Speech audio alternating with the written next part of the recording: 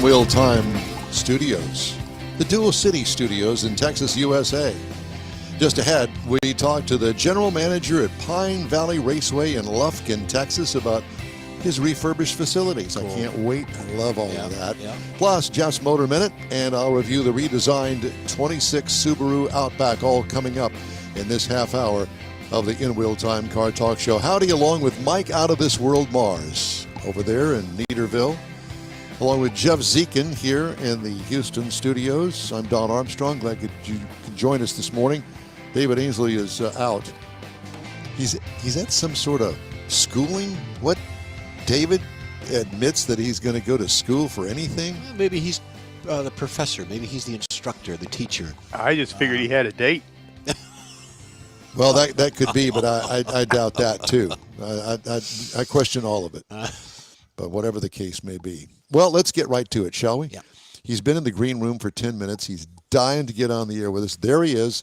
Ladies and gentlemen, Steve Queen, General Manager, Pine Valley Raceway, Lufkin, Texas. Good morning, sir. Good morning, gentlemen. How are you? Well, we're great, good, and we're not as good as you. We don't own a racetrack. We wish we did, but I think that we now have a connection up there in Lufkin, and we could probably get in for, a few dollars. Well, a senior discount for us. Senior discount, yeah, and a car show discount. There you go. What do you think, Steve? I think that's not a problem. I think that is a possibility, not a problem at all. Okay, good. Well, really appreciate jumping in with you. Well, thank you. And, it's good to know that there is a racetrack that's not in Ennis, Texas, and that we can get to from here. I did the math because I wanted to know. 2.5 hours from Houston is Lufkin, and 3 hours from Dallas. So you're kind of a tweener out there in the woods. Yeah, definitely. If you take a look at the map, and we get a lot of folks from the Louisiana area also, and works really well for us. The place has been here since 2004. It's actually owned by the Bailey family, and I'm just coordinating and guiding things with the rejuvenation of the facility, quarter-mile NHRA drag strip.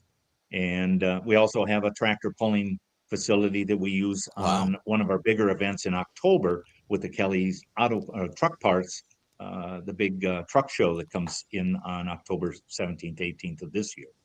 So you have experience at racetracks before you came on the Pine Valley? Yeah, I've been in the business for, I like to say, about 50 years, to be honest, and around the world. I've done F1, I've done the NASCAR stuff, I've done drag racing with the National Hot Rod Association, which that's what we're sanctioned with here, is NHRA at Lufkin at this quarter-mile facility. Steve, is there when you got involved in this to take over and be basically the caretaker of it, do you model what you have there after other tracks or other facilities in the U.S.? I want a little bit of that. I want a little bit of this. Is that how that goes? Yeah, you coordinate with a lot of the sanctioning bodies, a lot of the racetracks that have been around. The NHRA has got 7 divisions of competition throughout the country. So we coordinate. We call it Quarterback Monday, when all the track operators will come make phone calls and conference calls and discuss our activities. It's very similar whether you're on the East Coast or the West Coast.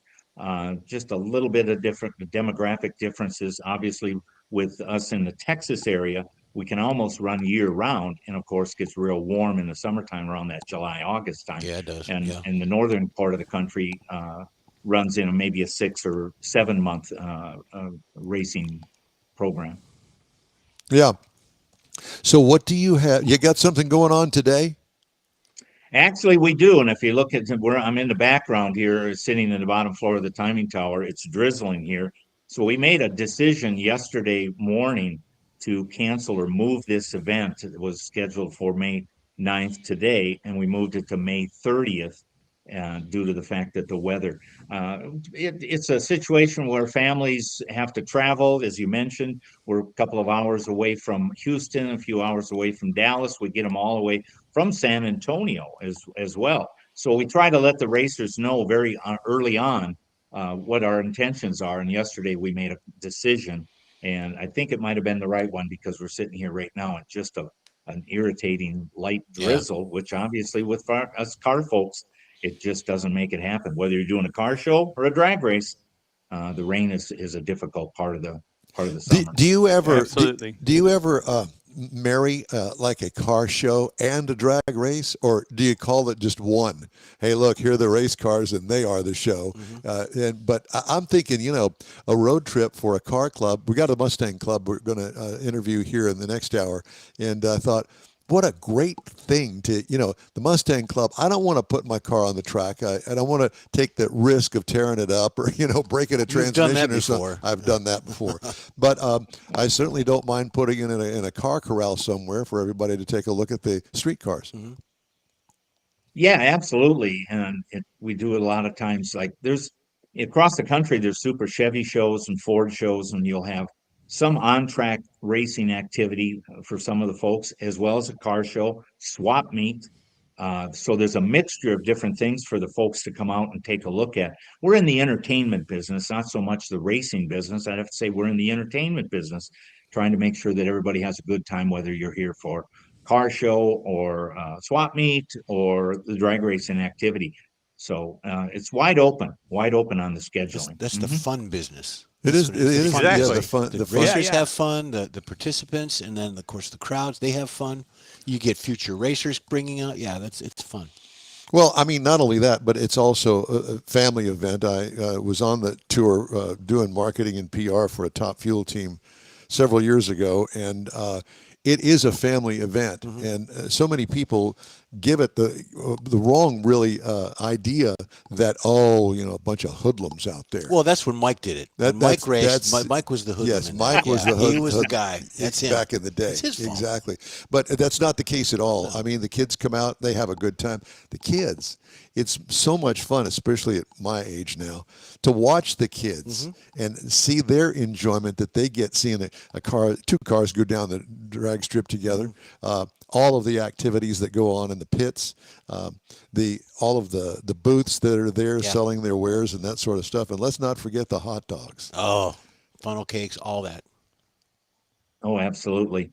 We do have the junior dragster program with all the youngsters in different categories. The junior dragsters are very important to us because it's the future of the sport. And now NHRA has moved into a program where the youngsters can get into the big cars, as we call it, and they ride with a parent at 16 years of age and older, and then participate in junior street. So NHRA has really done a wonderful job for the youngsters. And what's really interesting is the entire family, as you mentioned, mom, dad, grandma, grandpa, aunts, uncles, everybody comes on out. And it's just like a big picnic and a big party. They hang out, you do your drag racing, you're in the pit area. And what's really interesting is how much the racers get together as families in the junior dragster ranks and then move on up into the other categories of competition. Yes, as a matter of fact, of course, I've had the privilege of knowing the Enders family, and I'm sure you're familiar with Erica and her on track Five-time world champion, and she started in junior dragsters, as you know, and another good friend of ours, Stan and Sheila Holt. Sheila actually headed up the junior dragster program back in the day, and that's how Stan met her. And it's a long story, but we're still friends, and that's one of the things that is so much fun. When it goes to the drag racing, and you get this one person that's got a race car and you hang with them, and then all of a sudden your friend network continues to grow throughout the entire sport. Are you going to come to the races next weekend? Yeah, I'll be there. That kind of thing. Absolutely. And one of the biggest things I think in this Lufkin area, we know there's a lot of young people that are out there with their, whether it's pickup trucks or their cars or motorcycles or whatever it is. And it's a safe place for them to come out and, go down the quarter-mile racetrack. We have all the safety requirements that the NHRA provides and the insurance companies provide. And we just wanted a safe environment, a fun environment. And again, as I mentioned, we're in the entertainment business. So a lot of the families back up to the fence, put the tailgate down. They call. I bet one of the biggest calls we get here to the raceway is not just the fact that we're open, is the fact that can we bring in a barbecue or can we bring in our own beverages? and we certainly welcome that. And it's nice to see. We'll have them from the 300-foot mark all the way to the quarter mile, over 1,000 foot of fencing that the folks are backed up to and just enjoying themselves. It's nice to go by and see all these folks in a family environment. You mentioned the kids. The kids are all out and about, and we need to look at doing some additional things for the kids as we progress here at the facility in Lufkin. I'm thinking more along the lines like a drive-in movie where you got the swing set down front. What do you think, Steve? You have to go out and buy yourself a swing set now. But There's no doubt about it. That's funny you mentioned that. I talked to a couple of the folks that come out and in the area near us, because we do have some very good supporters of sponsorship in the local area here. And I mentioned that just the other day, and I got somebody looking into doing that. How exactly funny. that Yeah, thing. that's good. Yeah. They need something to do sometimes. And I think that's one of the advantages of being in East Texas, if you will, because you're out there kind of like say in the middle of everything. Nacogdoches isn't too far away or anything, but you've got a little bit more room. It's a little more laid back. It's not solid concrete with grandstands all the way halfway down the track and things, and it just makes it a little more family friendly for people to come out and get involved. So where is it exactly in Lufkin? Well, we're right on the very south side of Lufkin. If you look on a map, we're on 59. We're actually on 2497 FM, but we're closest town is the little town of Dieball, and Okay. they're just 4 miles. There used to be a the Big city. Tin barn in Dieball. Are you familiar with that? Have you been in the Lufkin area all your life or no? No, not me myself. No, I'm actually from the north part of the country. If you can kind of tell, it sounds like this Canadian guy or something. But no, I'm from the north, and I've been all over. Motorsports takes you everywhere. So I've Yeah. been, in the Middle East. I've been all over. It's the United States, and motorsports has been my life. And I started So what it you're coming out saying of. is it took you a long time to get to Texas. Yeah, it did. I mean, I did work for the National Hot Rod Association as a part-time employee years back, and we did come through here and the Houston race, and of course the Ennis race. Now, next weekend we'll be going over and sharing some activities over there in Ennis, Texas, as they have a double divisional for the Division 4 sportsman racers, and we try to work our schedules with the other racetracks. I mean, I talked to a couple of tracks this week just to get up to speed on what they're doing. We share our information, they share their information. So it's kind of it's a family group of people. Even though you're in competition, you're trying to make sure that you're doing the best for the track itself, as well as your customers and such. So Yeah. while it sounds kind of like you're getting your feet on the ground, it's because you only got here like in August, I believe is what you told me the other day. That's correct. I came down. I met actually the Bailey family. I flew down here in April, took a look at the facility, and then we started a discussion. And I said, I really like the family. It's four brothers that operate the racetrack. Their father, this was his dream, and he had passed away during COVID, unfortunately. And they're carrying on the tradition of this motorsports facility. So it's been here for quite a while. And we just spent quite a bit of money rejuvenating and fixing the lighting. The timing system's been repaired. The PA system and the grounds. There's 183 acres here, Wow. and a lot of it is grassy area or fields of Clover. yeah. There you go, clover. Parking, yeah. Exactly. It makes it sound keeps us much more busy. romantic. Yeah, So is yeah, there you go. this 183 plus acres, is that about the average size of an NHRA facility so far as everything involved? Yeah, it depends on each of the facilities. I think when they looked at building this, they marketed it to a larger audience, and it's got a lot more space on it for parking and doing other things on there. It just kind of depends on the areas. And such. Some places are built off of leftover airport runways and such, and some of them are tucked into Houston Motorsport Park is tucked into the northern part of the Houston area with an oval track in it. And so every facility is a little bit different. But this was built as a quarter-mile drag strip based on that So that Steve, function. before we run out of time, you were telling me the other day about some things that y'all are looking at for later on in the fall and stuff to expand some of the activities going on. Yeah, as I mentioned earlier, we got the Kelly's Truck Parts, the big truck show, which is October 17th and 18th. Ron Kelly was out here, the owner of the truck company, was out here Yep. the other day, and we went over some of the plan for that particular event. 9,000 people here last year. Uh, I mean, the place is That's packed. the big 18-wheeler tractor races, not pickup Correct. trucks. Correct. And they do a big show. They have the tractor pull that goes on in the evenings. That's a big program. We're doing our Summit Racing Products, which is a company located, I believe, out of the Dallas area.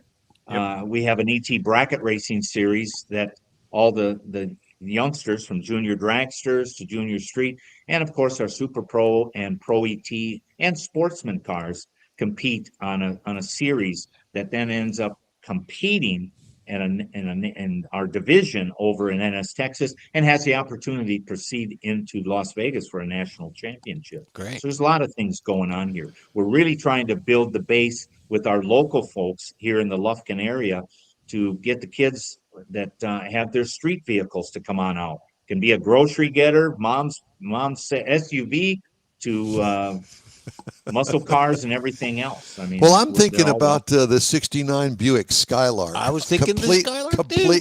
Completely stock. Champagne color. It probably does the quarter mile in about 10 minutes. But whatever the case may be, it'd be fun to take Mom's car out there and tear it up. Put it to the floor. That's it. Burn that right rear tire right off of it. There you go. I have Exactly. experience in that Yeah, he does. department, Yeah. as a matter of fact. Yeah. So do you have a race there every weekend? Obviously, weather permitting. For the locals. Yeah, if you take a look at, we're on Facebook under the Pine Valley Raceway. We also have a website for the folks that don't do the Facebook thing. But the schedules are located on there, and it does change. Like today, being the event needed to be moved to another event, so we have to shuffle things on the schedule. And we're checking with other track operators because we really don't want to step on anybody else's toes. So the schedule changes a little bit here and there, but everything can be found on the website and or Facebook. And of course, you can call the telephone calls, and the phone transfers to a couple of us that answer the phone just about 24/7. It's Pine Valley Raceway in Lufkin, Texas. Steve, it's great to talk to you. Thank you so much for joining us today. And let's stay in touch. You got something big coming up, be sure and give us a call. We'll get you on the air. Absolutely. Appreciate it, guys. We really appreciate you reaching out and having this discussion today. And anytime you're in the area of Lufkin, stop on in. We'll see you. I'll call you at 3:00 in the morning as I'm passing by. I promise good. not to do that. It, guys. All right. Take care. Thanks, sir. Thanks, Steve. Thank you very much. All right. Take care. Bye-bye. Just ahead, Jeff's Motor Minute and a review of the new Subaru Outback. And I say new, all new, when the In Wheel Time Car Talk Show continues right after this break. Stay with us. The Tex-Mex dining experience is defined by Lupi Tortilla, your destination for Texas's best beef fajitas and frozen margaritas. Since 1983, Lupi Tortilla has served authentic and time-tested recipes made with the freshest ingredients. Atmosphere is part of the award-winning experience at Lupi Tortilla, all developed in a little house near Highway 6 and I-10 in Houston. Visit any of the Lupi Tortillas and you'll see the same attention to detail in each and every location. Start your Lupi experience with queso flammeado and guacamole, along with a classic frozen margarita. Dine on famous Lupi beef and chicken fajitas or pepper shrimp brochette, or a fish or vegetarian entree, and finish with a scrumptious flan for dessert. Find Lupi Tortilla in Houston, College Station, Beaumont, Austin, San Antonio, and Dallas-Fort Worth. There's a Texas location near you. The recipes are authentic and time-tested. The ingredients always fresh. Lupi Tortilla. Eats pretty good. Apple or Android, In Wheel Time podcast can be found everywhere, on the stream and through downloads. Whether you're on the road or at home and searching for a fun car talk show, give In Wheel Time a try. Honest new car reviews, fun, informative interviews with real car people, weekly automotive news, features like Jeff's Car Culture, Mike's Driving Destinations, all on In Wheel Time. Check us out on SiriusXM Podcasts, iHeartRadio, or while you're shopping on Amazon through Amazon Music. InWheelTime.com has a list, so check us out. live version of the In Wheel Time Car Talk Show, which we're having at this moment, every Saturday at a regular time, 10 to noon Central, on InWheelTime.com, YouTube, and Facebook. Or you can always grab a 30-minute podcast of our show from your favorite podcast store, and it is all for free. We're having a moment, is right. Yeah. All right, time now for the Motor Minute. There you go. Jeffrey has that. Well, do you change your own oil, Don? How about you, Mike? No, you change I your don't. own I oil? used to, but I don't. Used to is the key word. Well, you know that the engine oil temperature does matter. The oil plays an important part in keeping the components of an engine lubricated. Without it, your engine would fail, probably grenade, and all that good stuff. Most drivers know that an oil change is an important part of maintaining your vehicle, but what role does the temperature of the oil play? We'll find out. Not only can it affect how easy or difficult the engine oil change can be, but hot oil hurts. I mean, it's just sticking your hand in a vat there. Planning to change it yourself, wait about 20 to 30 minutes after you shut off the car before you go to the hardware store, you go to the auto parts store, you get all your stuff, you're back at home. Don't do it right away. Let it cool down. There's a reason for it, because you'll burn yourself. If the engine oil, or if the car is too cold and you want to change it, that's also bad too.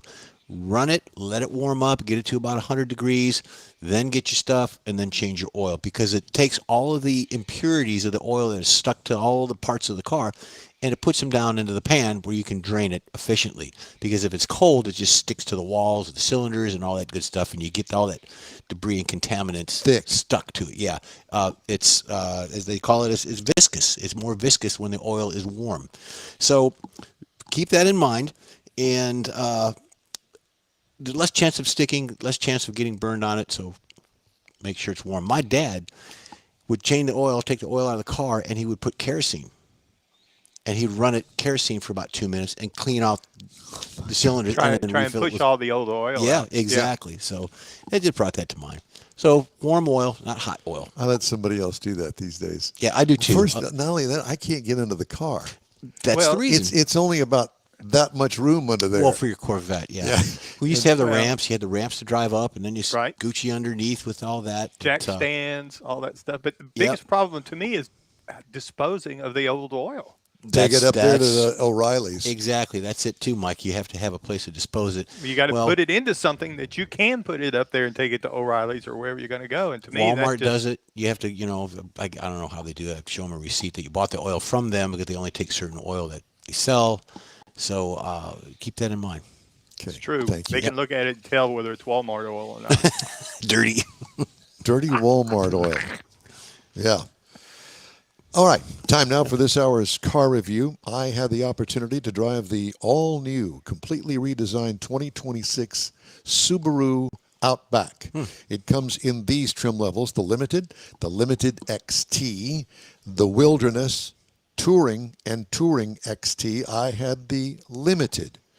It is a small SUV, 2 rows of seating, seats 5, completely redesigned for 2026. It's taller, it's boxier, it has a real honest-to-goodness SUV look to it now. Gone is the lifted wagon look. Sharp-looking front fascia on this, black plastic wheel well openings, very rugged looking, much more so than the outgoing model. Vertical bumper kickups. Now, we used to call them overriders back in the day. They don't call them that anymore. Kickups. Yeah. So there's the bumper, and then you got little kickups okay. on the bumper itself. It's got to obviously like that. That's it. Okay. Yes, you see there. It is a much taller roof line now. What I liked about it, it enhances an overall tougher off-road look. That's the way I look at it anyway. We could use improvement, nothing. I think that this one will really sell and get away from that lifted wagon look. Interior highlights: 12.3-inch display screen, and depending on the trim, it could be kid-proof or semi-luxury on the interior as far as materials are concerned. Door panel trim. Most cars, this one in particular, transfers the door panel cover, if you want to call it that, to the dash. And I think is a good, unique touch to it. Rear seat legroom is good. Cargo room is enough, and it is competitive for its class. What I liked about it, the return of buttons. Don't laugh, But, everybody seems to be going to this, let's not put any buttons in it. Let's do it all through the app. The app stuff. Yeah, on the center screen. Mm-hmm. Well, that's fine if you're sitting still, but if you're driving down the road and you want to include, a little bump up in the temperature, let me have a button for that if I may have. Bump up in the base. Bump up in the base, that as well. So anyway, they have buttons now, and that's good. Yeah, it is. 2.5 liter, 4-cylinder engine, 180 horsepower. Now there is an option. It's a 260 horsepower version of it. Better for towing and that sort of stuff. CVT transmission, all-wheel drive courses, standard on all of the Subarus. Tow rating 2,700 pounds for this particular one. 25 miles per gallon in the city, 31 on the highway for a combined of 27. I got 29.2 miles per gallon over 398.9 miles. What I liked about it, this is good for overall everyday driving on Houston streets. So don't take it for just off-road stuff. This is good for all-round goodness when driving into work or whatever the case may be. What could use improvement?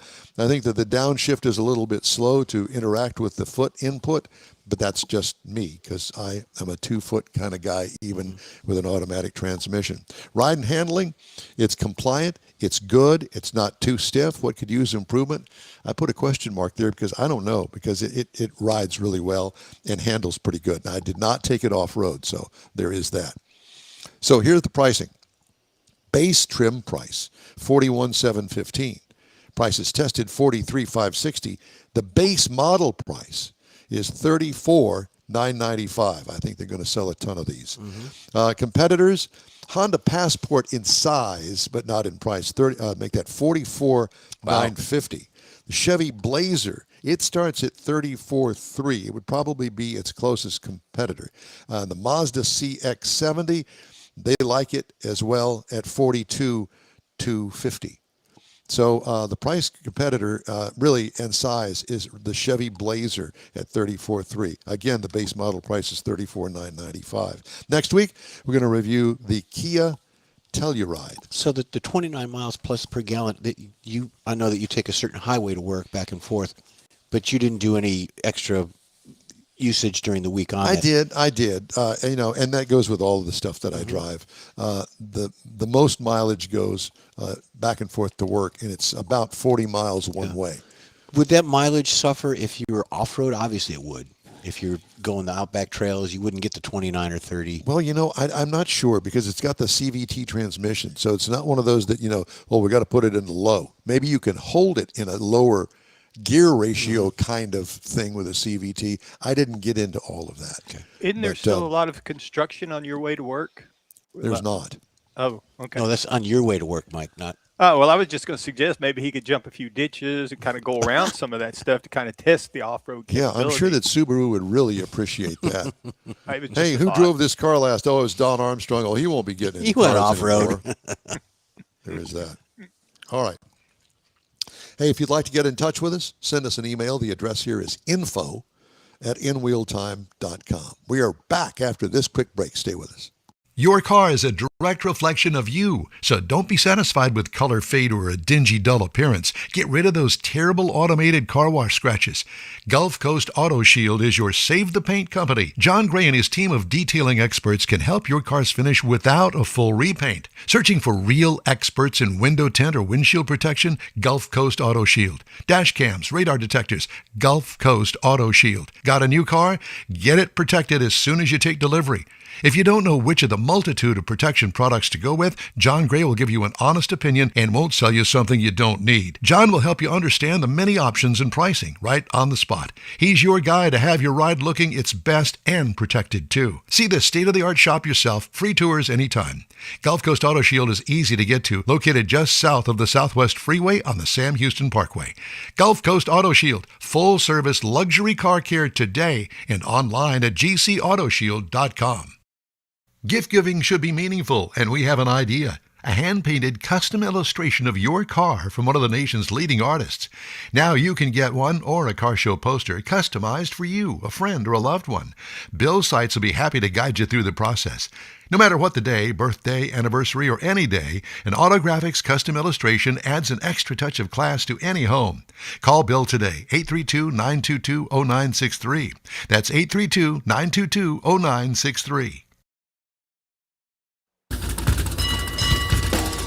It is the award-winning In-Wheel Time car talk show. Just ahead, we're going to have our story of the week. All right. Later, Jeff has the racing calendar. Mr. Morris has This Week in Auto History. And I'll have the stories making automotive news headlines. Howdy, along with Mike Out of This World Mars. There he is over there. See him waving? There he is. Uh-huh. I see you. We have more Jeff Zekin, as always. And Chief Engineer David Ainsley is out today running errands and going to school. What? He's schooling them errands. When I don't know what he's up to. I won't be around tomorrow. Okay, fine. Go. I'm Don Armstrong. Glad you could join us today. That's what we say to Mike. Go, clock it. Yeah, we do. We do say that. We do. So I thought that I would start this segment off with a different kind of story. Of course, that's why it's the story of the week. Gather round. Gather round, children. This is a story from Automotive News that I thought was worthy to repeat here on this show because we can have a little talk about it. A Detroit boat propeller business. All right. I'm in. Boat propellers. Boat propellers. Okay. Propellers. It was drowning in months-long manufacturing lead times until Ford Motor Company did something unusual for a global automaker, and that is it became the startup's supplier. You're going, what? It's the sort of collaboration Executive Chairman Bill Ford wanted to happen at Michigan Central, a mobility campus centered around a former train station the automaker restored. You're familiar with this. Mm-hmm. This is a story Central Station, yeah. Yeah, that they made headlines because they moved out of the old Ford building in Dearborn and moved everything down to the train station. Mm-hmm. And so, at any rate, I scattered brained here for a moment. Sharrow Engineering established its headquarters last May next door at New Lab, an innovation hub working to pair entrepreneurs with the industrial and engineering know-how of the Motor City. A first-of-its-kind partnership between Ford and Sharrow centered on a 3D sand casting supply agreement. It's radically changed the trajectory of the boat propeller business, according to founder and CEO Greg Sharrow. He says it's game-changing. Now we're going from 130 days to 3 days to get our steel. Wow. In other words, lead time for customers was reduced from an entire boating season to just a few days, a sales windfall for the startup. For Ford, it was just a matter of plucking the right design from its expansive manufacturing catalog. And I want to say that Ford is also talking to the U.S. government regarding building things, they didn't say what, for the military. Call them widgets. The Ford-Sharrow partnership goes back nearly a year. Greg Sharrow, who launched his reduced vibration boat propeller. It's weird looking. Yeah, I know. It's actually a very, very unique design. He launched this thing in 2012. Certainly, he had the best product in the industry, but it had a big problem. He couldn't make them fast enough. The entrepreneur happened to hear from a New Lab employee about an opportunity to connect with Ford engineers, the kind of chance encounter New Lab exists to create. Within minutes of that first conversation with Ford, an engineer offered Sharrow a solution, 3D sand casting, which merges traditional metal forming with additive manufacturing. Right then, a partnership formed, minus the red tape and protracted talks typical when a small company seeks business from an auto giant. After months of fine-tuning, Ford launched production of the castings at its advanced manufacturing center in nearby Redford and had scaled to 100 per week. After Ford produces the castings, they are sent to one of a handful of local foundries and filled with metal.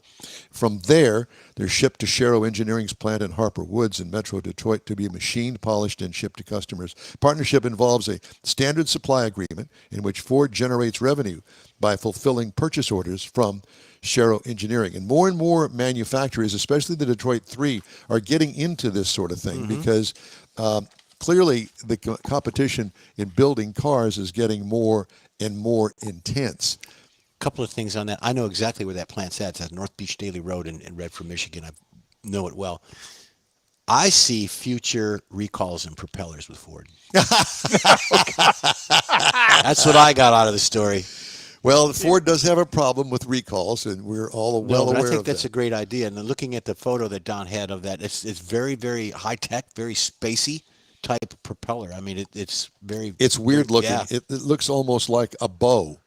Yeah, it does. And it's three wings of it that run this thing through the water, and like a paper clip, three times spread out. kind of like that. Yeah. Yeah, the It's thing I very find different. real interesting is that the big three or the automobile world has always they've developed a just-in-time mentality. You know, they buy their parts from suppliers that come in every day because they need them for this day. And it almost seems like they're turning around and now doing some of that for other people. That same mentality. We can do it in 3 days when you order it. And, Well, yeah, and from just like they 180. get Yeah, well, Right. they've got the connections. They've got the suppliers. So all they got to say is, hey, who is it that makes our castings, our aluminum castings? Well, go to that guy and say, hey, look, we've got a deal here. Would you be interested in doing that, partnering with us? And they said, sure, because it's more volume for them, more Sure. money for Yeah. everybody. Very space age looking. Yeah, I think it's the future of the auto industry is not going to be just automobiles. I think that it's going to have to be for them to survive and to have operating cash to actually get into other businesses. I've got another idea with Well- this. Just came across. Go ahead, Mike. I was going to say, do you think then that they may revert back to supplying some of their own parts, like starters or something? Go back to doing I don't that? think that they're going to do that. I don't, but because they've got other people that can build the stuff. I don't think that they're going to, do anything like. They're not going to start making manifolds. They're going to give that to somebody else Yeah. over there. Brand it with us. Yeah. Right. They're not going to make wheels. They're not going to make glass. The Rouge River plant there for Ford in Michigan, they used to have their own glass plant on the property. Everything was made. on Everything that, was yeah. there on the property. Because have you been to the Rouge River, Mike? One time. Just, Yeah. And it was. I think that we might have been on that same trip, but the property up there is massive, and you're going, what in the world do they need all this for? Well, Everything. they needed it because they built the entire The ore car coming there. in and all that. Yeah, No. all of it. Here's the other thing I see: Ford propellers. I see flying cars in this using that propeller. Yeah, that's what I'm thinking. Ford's getting into it. They got rid of the EV stuff. Now they're getting into flying cars with their new propeller. You watch. or maybe they'll build boats to kind of put the propellers on. Yeah, could do that too. That'd be a start. Is there some smoking stuff around here somewhere? I don't know what these guys Secondhand are doing. smoke blowing through. Secondhand smoke. That's It's what it coming is. from Neaterville. Yeah. Got And a that swamp would- that- fire going on over There here. you go. Yeah. Perfect. I thought it was an interesting story, but I see these auto manufacturers getting more diversified in what they are capable of doing and helping people like this guy here. General Well, and Motors. generate revenue, generate cash income. Outside Some of way or another, outside of yeah. the auto industry, yes, exactly, and because they have the capability of building anything really. I mean, look at World War II. I mean, all of the car manufacturers moved into building airplanes and all of the support stuff, Jeep, all of that. And the what's the process where they where they make the beads and it fills up? What's that? Dang, I just lost my train of thought. Beads. Where you can they put it in a machine and you make a part out of plastic. What is that, Mike? Oh, You know what I'm talking about? it's 3D engineering. Yeah, 3D engineering, 3D printing, printing. There you go. 3D printing. So I'm still hung on a part- Ford M16. The part like that could be a 3D printed. I'm sure. Probably. Yeah. And- And then they and- take that to make the mold, probably. Probably. Yeah. I mean, I don't know all of the processes Okay. involved in this, but yes, you're exactly right. As a matter of fact, there's a gal that I follow that is very talented. Does she know that? Is that one of the stalking charges? That's it. That's it. He's done. She's mechanically skilled, and she buys all these high end, for me anyway. One was a laser cutter that she bought and made a gasket out of it. And you take a picture of the gasket, you put it in this machine, it scans it, and then once it gets scanned in there, then it actually laser cuts the material to make it absolute perfect, identical gasket. Yeah, and you see these on these car shows that we've watched over the years, that they have those devices, those machines that actually cut it out of wood or metal or whatever. Yeah. And now they're getting etching less and less expensive, and make it affordable for regular Joes like us. Yeah. I don't know, but Joes would be a really. We would probably hurt ourselves with that somehow. Yeah. Cut off a finger. Hey, what happened to your finger? I cut it off with a laser. Yeah, but holding a laser. Take your 3D printer then and make you another finger. You know, that would be something that Just you'd go saying. to. You'd go to Neaterville and In have 3 that days, done. not the 180 it normally takes. That's it. You could make that middle finger longer if you wanted to. Yeah. There's that. Oh boy, I'm quit right here. I'm not going any further. You're not going to go any further? No, sir. All right. Well, that's probably a good thing. Yes, I've been thinking about maybe getting rid of the Corvette. Yeah, you talked about and God bless you. Yeah, you deserve something. Something you could be more Something you comfortable. could I can't drive. even believe that I'm even going to say this, but I'll be honest with you. I'm getting tired of shifting with a clutch and my knees and getting in and out of the car, the whole 9 yards. I mean, don't get me wrong. I've had a Corvette since 1976. Preaching to the choir. All through the years, I've had several Corvettes, and I love the car. But, it comes a time you're going, that Cadillac CTS is looking pretty good. Yeah. Yeah. You could get something. A little four-door sedan. With your connections, you could find a real nice one. Yeah, it'd be used. I'm not going to buy a new one, but it'd be used. Something that's part of that is that traffic that you drive in.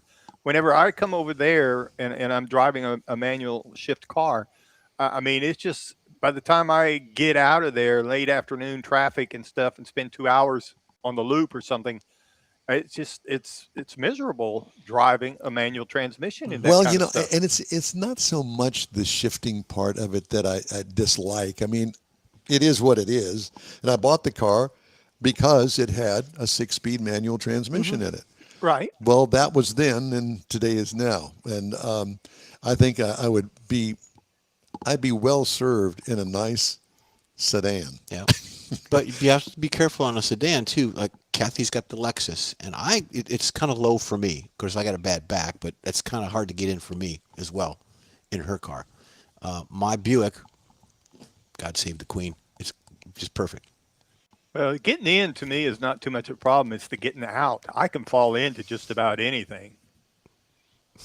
Okay. I don't know as if you want to use the word fall in. Well, if worse comes to worse. Yeah. Well, there's that. It's not that I have a hard time getting in and out of the car. In for most times, I'll say that, but it is getting more difficult when you have to pick yourself up out of a seat that is probably about 6 inches above the concrete. Right. Yeah. And so there's that. Or you could have the one like behind me there. See that? That's what my old car looked like, my Nova.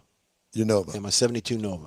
I had sport mirrors on mine, and I had the same kind of wheels, same stripe. But the sport mirror, what year was yours? Mine was a 72, but the mirrors came from a Camaro.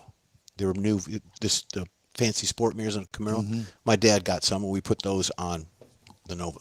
Interesting. Had them painted body color. Well, it's funny because when I ordered the 77 Corvette, I ordered it in 76, and I was unaware of the fact that they offered sport mirrors instead of those big chrome things. Like what's on the one behind your head there. Yeah. Yes. Yep. And so I wanted those sport mirrors. Well, I went back to the Chevrolet dealership, and they butchered Oh my. the inside of the door Oh wow. with a sawzall. Is all I can. Is what it looked like to me to get those mirrors on there. Oh, They didn't man. have to do No, we that, did but it they in the gave it to garage. somebody that didn't know what he was doing. And in fact, Clearly. we painted them ourselves too. But they had them painted and Yeah, put them on. match the car. Yeah. That's a nice little Good custom stuff. touch. Though. Yeah. Interesting. Okay. Pro Let's see. Huh? I turned it into a pro mod. A pro mod. Yeah, it wouldn't go in a car show as a unmolested car. You molested it. Those are not stock wheels on there either. Yeah, he had a court orders reason he doesn't have it anymore. Court order. Good point.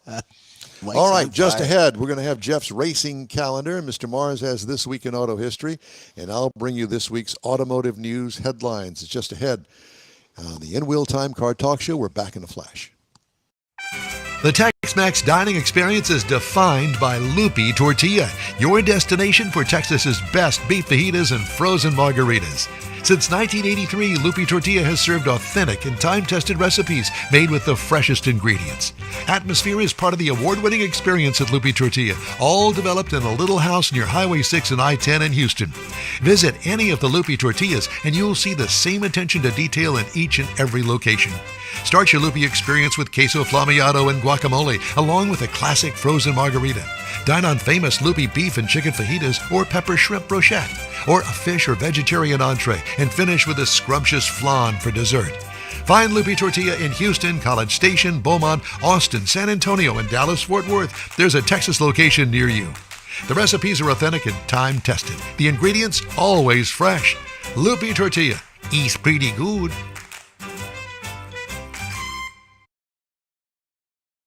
The In Wheel Time Car Talk Show thanks you for 15 wonderful years. Yep, our first show aired May 7th, 2011 on a local radio station. Then it was a move to the digital world and social media, and you followed. Thank you. We continue to build and grow our fan base, and it's all because of you and your auto enthusiast friends. We appreciate your support. It's always great to see you at our remote broadcast, too, and we hope you'll continue to stop by and say hello. It's been a great ride, and we hope to bring you more fun and adventure right here on the In Wheel Time Car Talk Show. To noon Central Time. Listen and watch on InWheelTime.com, Facebook, and YouTube. If you miss it, you'll be able to connect through a podcast from your favorite podcast channel anytime. All right, time now for Jeff's racing calendar, sponsored by the Texas Muscle Car Club Challenge. Thank you for that. We're going to start out with NHRA today. They're off until the 14th of May. They're going to be at the It's Mother's Day weekend. Gerber Collision Glass Route 66 NHRA National Event by Peak. That's going to go on next week. But in addition how to many that, sponsors do they have in that one it's line? like a 42 word. Jeez. Adria Force Height, daughter of NHRA legend John Force, passed away at the age of 56 this past week. She had a lifetime role with the racing dynasty there with John Force. The eldest daughter of the NHRA legend John Force and a formidable figure in his racing career passed away. Her passing marks the loss of a key architect behind one of the most successful teams in drag racing. I would agree with that.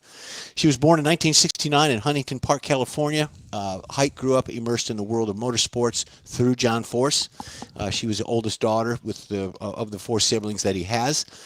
John Force once reflected the role she played as bringing the family together, noting that his daughter was a central part to the dynamic of the race team. So prayers for that family. We're moving on. We've got NASCAR. NASCAR ran yesterday on the trucks. I watched a little bit of it. Didn't really get the gist of it. I didn't see. Well, I actually saw who won, but I don't know the driver. You've got Watkins Glen all week today and also tomorrow for NASCAR. Indy ran some qualifying and testing today for the road course. It actually ran at 9:30 this morning for one of the tests and How qualifying. long have they been doing this road course thing in May? They've been doing it for some time, I believe. You asked that earlier, and I'll look it up and have you an answer maybe in about a month. But then they're getting ready for the Indy 500 at the end of the month, like Don says. F1 is the Canadian Grand Prix on the weekend of Memorial Weekend, so they're off till that time. And then we've got, we just talked about it. They don't recognize Memorial Day up in Canada. In Formula One stuff, yeah. And then today you got the NASGrass race for the lawnmowers. That's in Florida. So if you're out there. Got the what race? NASGrass. NASCAR. Instead of NASCAR, it's NASGrass. NASCAR. Okay. Yeah. Yeah, I'm gonna write that's where that they down. race the lawnmowers, Mars. Yeah. Do you even own do you own a lawnmower? Several, unfortunately. Why do you say several? Well, because I have one at home. I've got one at the beach. I got one at the daughter's house. They're everywhere. Are they riding or are they self-propelled? So I got one rider. Oh, that's the beach, right? Yes, sir. Okay. Do you like cruise down the beach in it?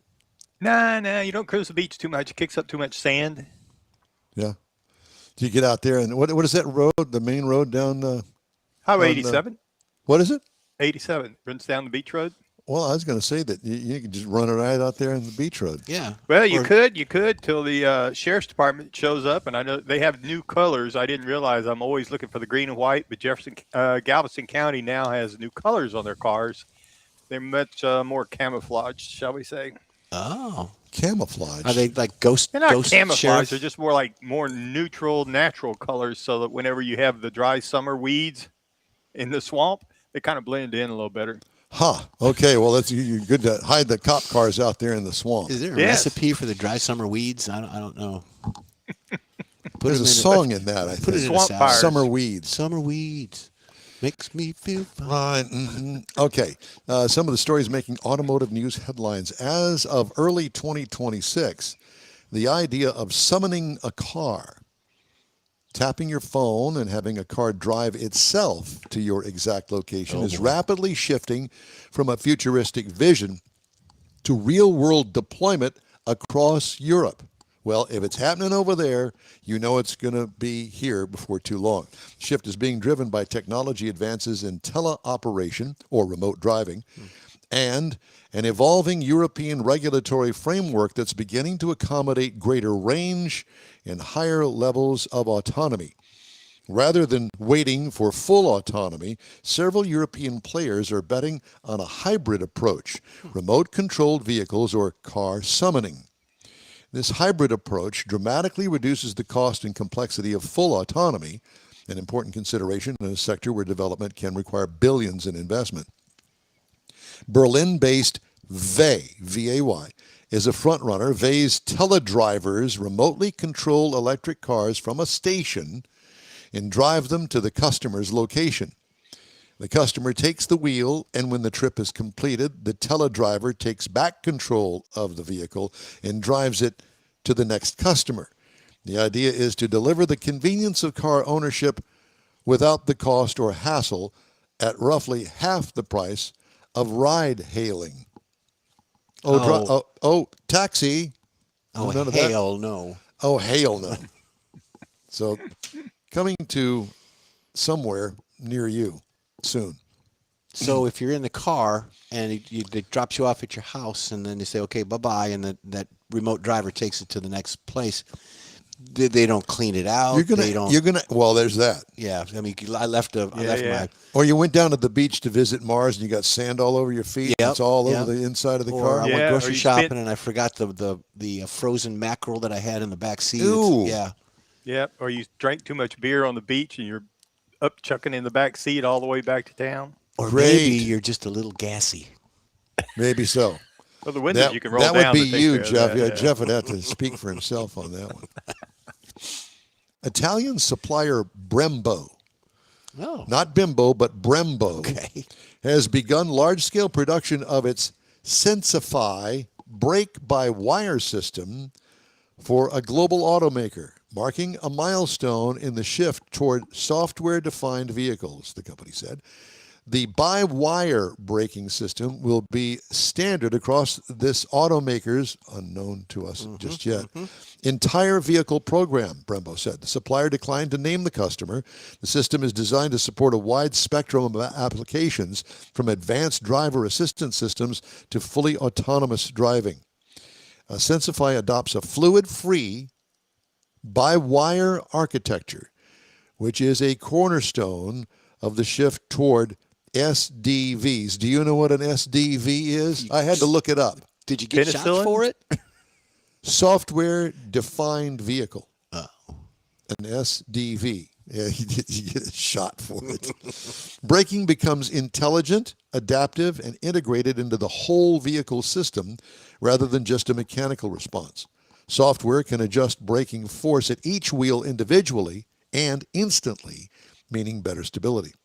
Brembo, which makes high-performance brakes for everything from race cars to exotic cars, motorcycles, and bikes, said it has signed additional contracts with other unnamed customers and therefore expects to equip hundreds of thousands of vehicles per year. So brake-by-wire coming to a vehicle near you, and you know everybody's going to go to that. Instead of the other way around. Well, the hydraulic fluid thing, that was a thing, what is it, 100 years ago? Not so much anymore. Every car's got it. Mm-hmm. So I thought that was a pretty interesting story. What's old is new again. I guess. Yeah. I'm So not fly by wire, brake by wire. Brake by wire. I'm not trying exactly to imagine the hardware when you go in there. If you happen to do your brakes still, kind of hardware you're going to have to deal with. Well, I would imagine that you still are going to have calipers. Yeah. Yeah. No, you still probably have all the same parts. Some yeah. sort of But solenoid or something to activate Well, it. it'd have to be, yes, an electronic solenoid Right. powered by battery. That's what it would be. So it'd be an electric motor, I would imagine, of some sort. But if it's by wire, Well, it's by wire, but it's going to have to activate something to clamp. Right. You're going to have the signal come in. You could probably bring the power in with the signal, I would think. I guess. What do I know? Well, actuator, probably some type of actuator Yes. or a piston system. Right, yeah. but not dependent have a on power hydraulic supply. fluid. Mm-hmm. Yeah, no hydraulic fluid. A library in Washington State got a pair of Henry Ford biographies back more than 6 decades after they were checked out. Richland Public Library in Southeast Washington recently received The Legend of Henry Ford by Keith Sward, a record 64 years and 9 days overdue, according to Northwest Public Broadcasting. Quote, Ford, The Times, The Man, The Company by Alan Nevins was returned 63 years and 11 months late. Wow. How much would that cost? Someone recently inherited an old book collection, discovered checkout cards inside the 2 Ford biographies, and brought them to the library, the public radio station reported. A form on how to write essays also is found in the books. Quote, so we can assume that whoever checked these out originally was writing some sort of essay about Henry Ford for school. That according to Chris Nuff, Richland Public Library manager. The library no longer charges late fees, but if it did, the books theoretically, or is that theoretically, could have accumulated some $3,000 in fines. Wow. My God.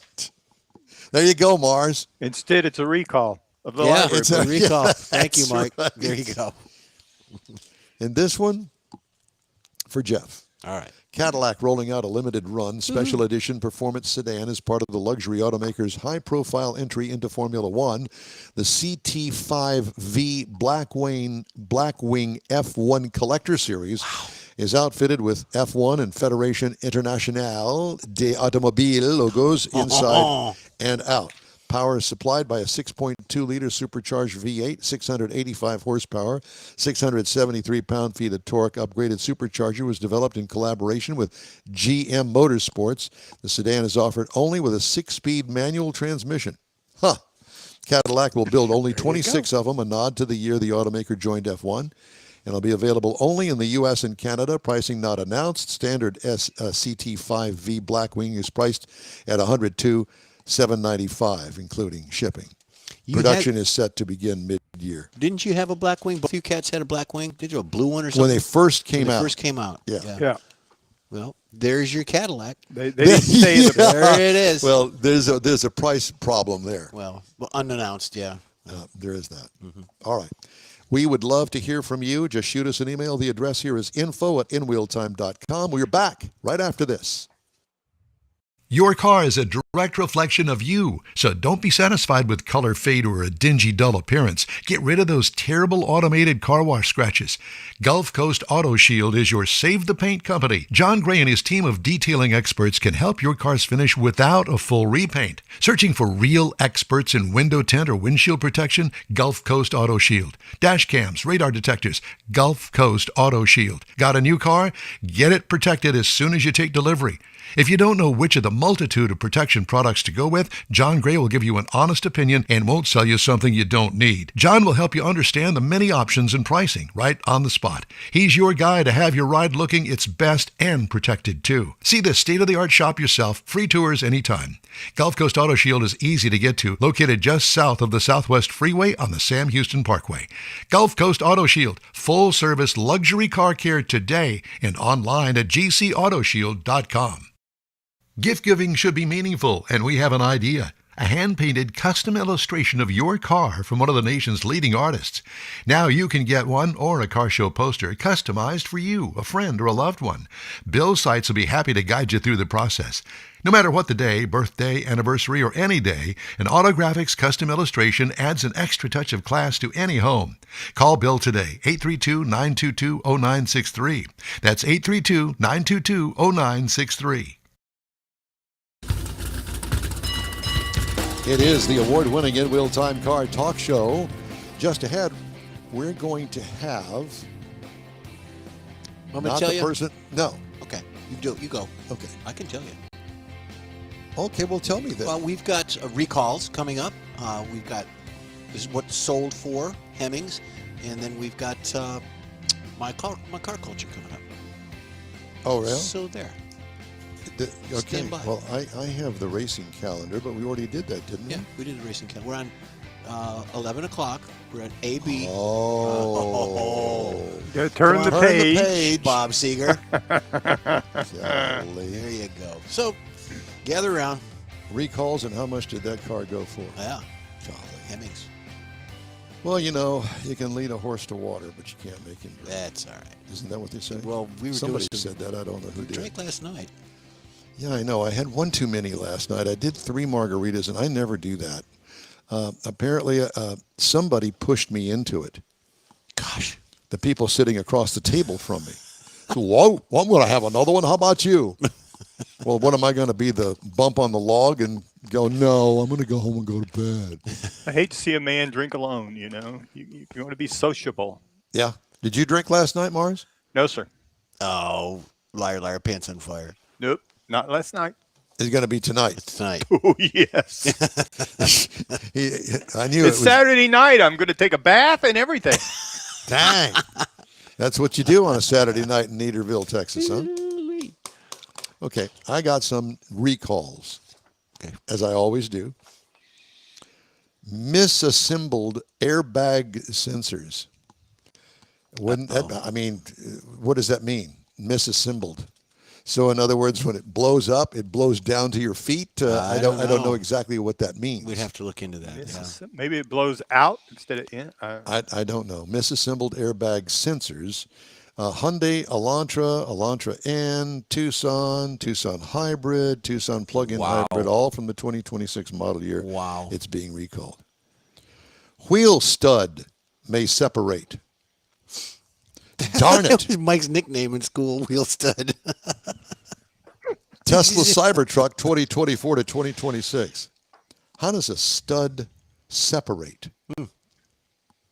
Okay. Fuel tank may leak after a crash in the Volkswagen Taos 25 and 26 model years. Instrument panel display failure, Dodge Charger EV, Jeep Wagoneer S 24 to 25. Fuel tank may leak, Land Rover Defender 2026. Seat belts may not restrain occupants. Then what good are they? Yeah. This would be the Audi Q5, Q5 Sportback, SQ5, and SQ5 Sportback 2025 model year. And, drum roll please, Ford. Okay, that's it. Is gonna, That's the entire company. Says it all. loose bolt in the front seat frame. Martha, What are you doing in the back seat? I thought you got in the front. Ford Bronco and Ford Ranger, 24 through 26 model years. So I guess they're going to bring it in and ratchet on it. And that'll take care of that. All right, this is what we've all been waiting for. It's time now for Hemmings Sold Car Roundup. We pick a few out of the weekly list that they supply, and we describe what the car is. Mars shows us the picture of the car, and then you guess the price of what that car sold for. Okay? Okay. Here's the first one up for bid this morning.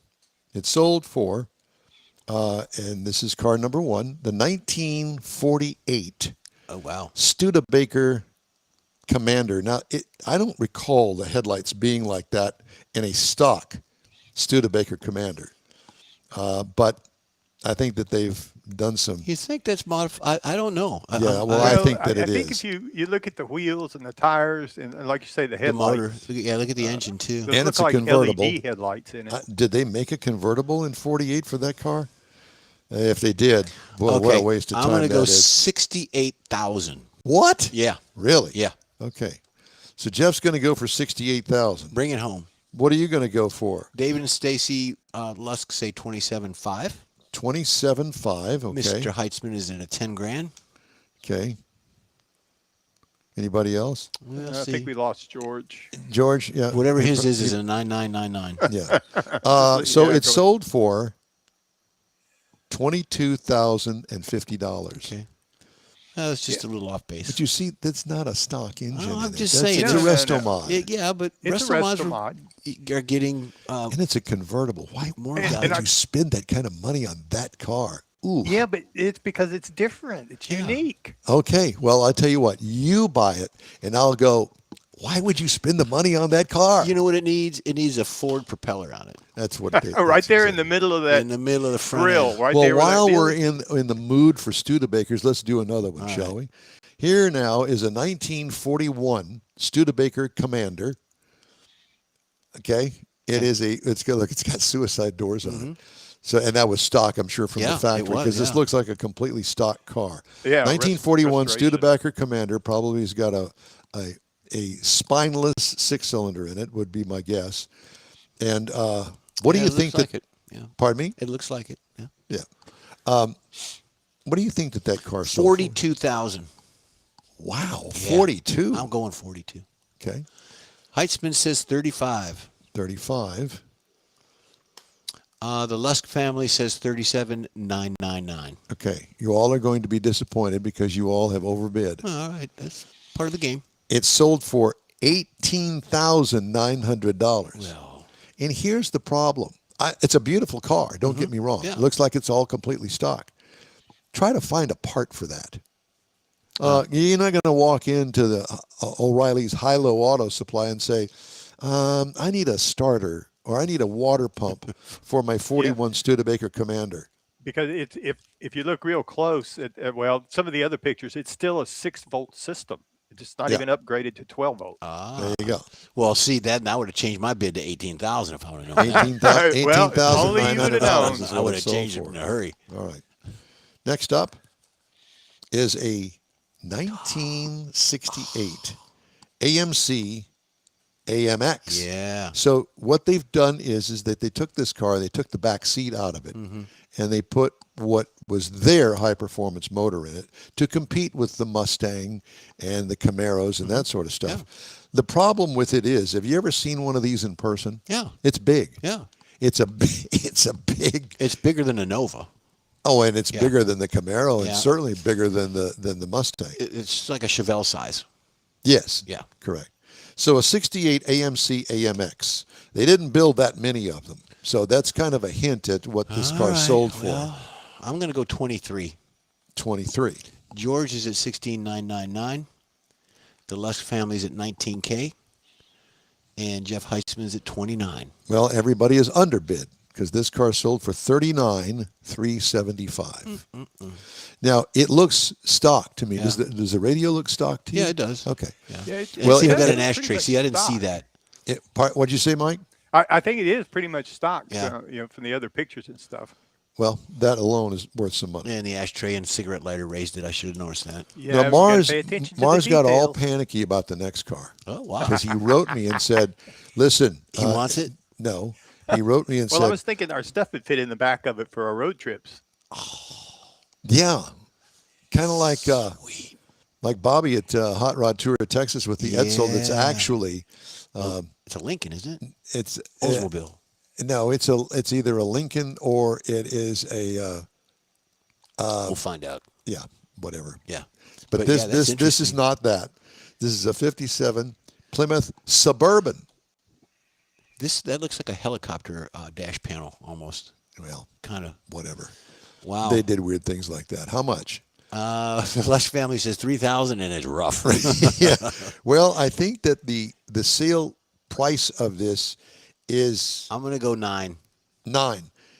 I want to say this, and I should have said this up front, that I think that the stickers are all original. That this car was used for something other than a street car. Yeah. It looks rough, but it is rough. Jeff Heisman said 17. George is 15,999. Okay. Well, it sold for $24,750 for some reason.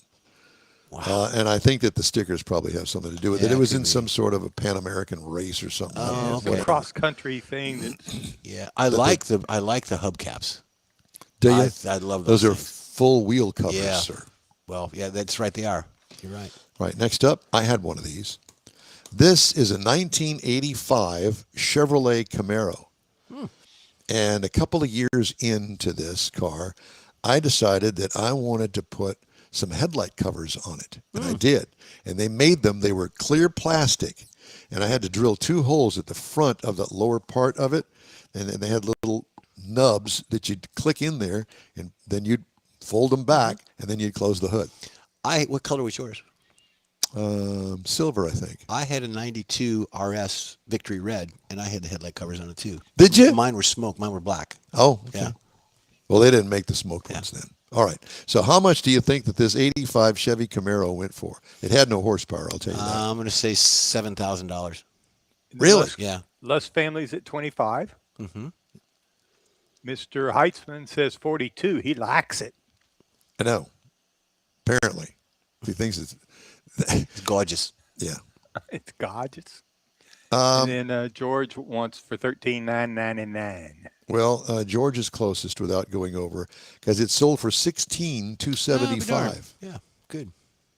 Yeah, that's an okay price. Yeah, for that's it. Yeah, you know, for a driver. that's Does on it the money. have T-tops? Apparently, it looks like it. It kind of Yes, looks like it did. Yeah, Yeah, it has T-tops. If they don't leak, then that's a good thing. But That's true. They all leak. Did they make them that don't leak? I don't think so. All right, next up. This is for Jeffrey. This is, buddy. ladies and gentlemen, yeah. a 1976 Cadillac Eldorado convertible. I'm tearing up. Are you? Yeah, it's so sweet. This looks actually stock. I remember those painted wheel covers. Oh, they're gorgeous. They match the color of the Yeah, car. yeah. So 76 Cadillac Eldorado convertible. I've driven many of those. Now, did they not have headlight covers on them? No. They didn't. Okay. All right. I thought they, flopped. Oh no, that you're thinking of the Riviera. Okay. Yeah. So 76 Cadillac Eldorado, what did that sell for? The Lush family says 50K. 50. Wow. Yeah. Okay. Heitzman says 51. I'm gonna do 32. 32. And George is 29,999. Okay. Well, it sold for 18,113. I still would have paid 32. I would've. You'd have to spend the other $10,000 to build your garage big enough to get it in there. Well, not only Exactly. that, but you're going to have to get all of the electric motors repaired on everything that is operated by an electric motor, which is probably 1,000 things. Well, that's the risk you take, though. Does the top Yeah. work? The top's up. Yeah, the top's down there and the top's up. Yeah, they there. could have done that Yeah. by hand. All right, next up, we're going to go to the other end of the spectrum and to a 64 Ooh. Shelby Cobra. Now, based on the price, I'm going to say to you that this is some sort of an original, unrestored. It looks like a race car. It's got open yeah, it headers does. on it. Yeah. Collectors, yeah. 64 Shelby Cobra. What do you think that would go for? Are you sitting down? I'm going to go $225,000. That's what I'm going.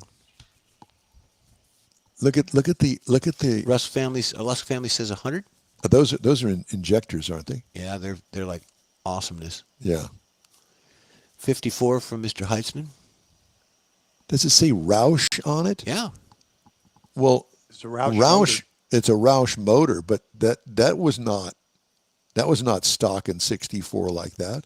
George is at 119,999. It's sold I for... don't think this is a factory street car. No. No, it's a race car. It's got open headers on it. Right. Collectors. Okay, well, it's sold for 174.3. Okay. 174.3. And not only that, but I don't believe that car originally had a tilt nose on it. It had a hood.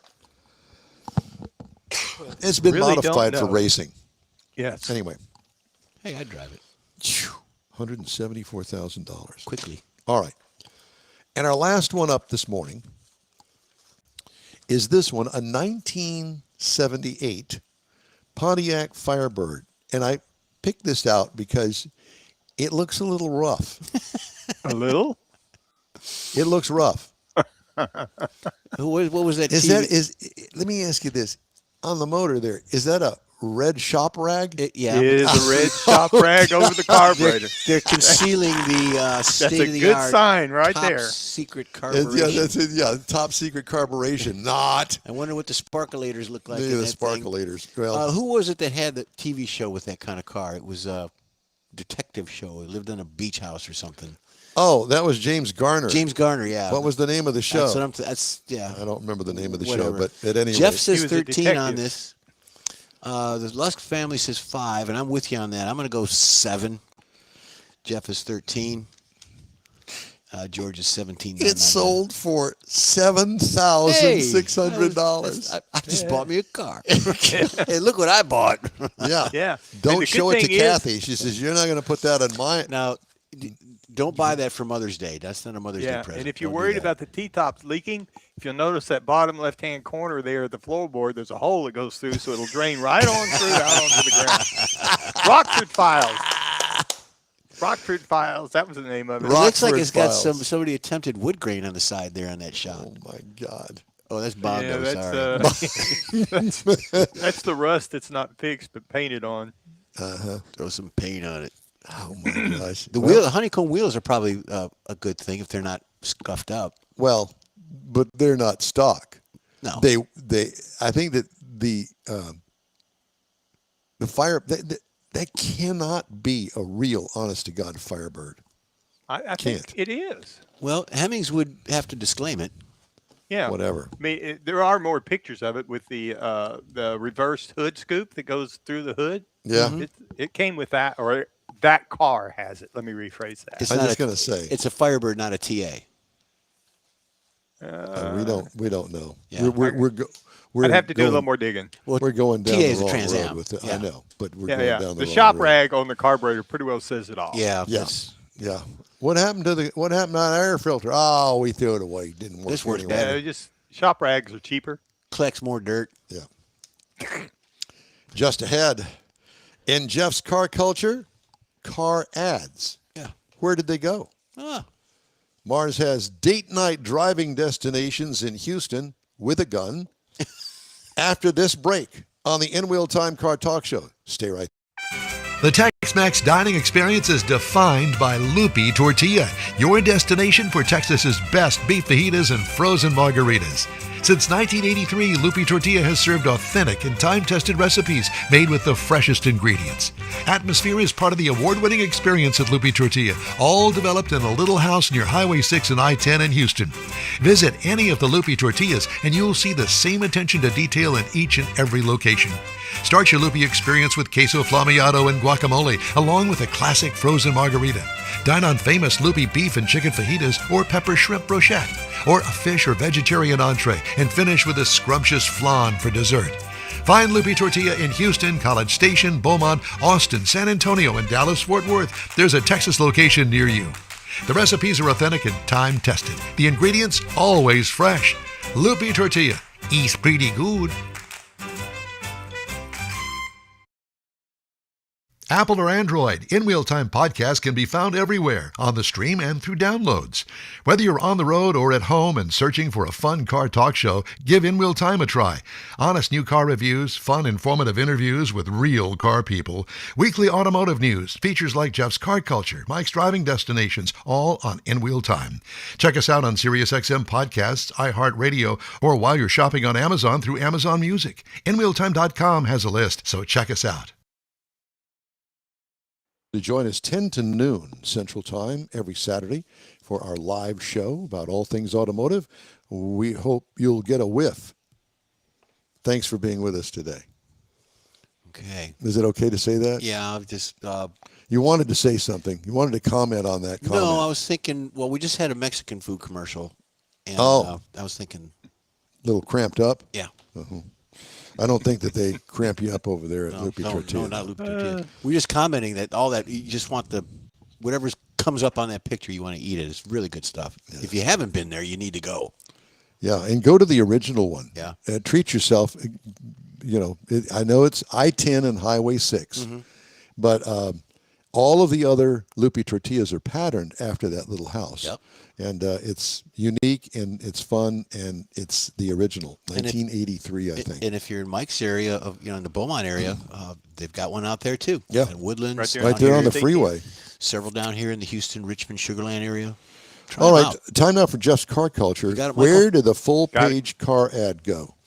Well, we talked in the preview of the show that Mike and I were trying to coordinate some videos of some of the old car commercials, Dinah Shore, Chevrolet, the Bonanza Boys, all that. Couldn't really coordinate that, so we came up with this.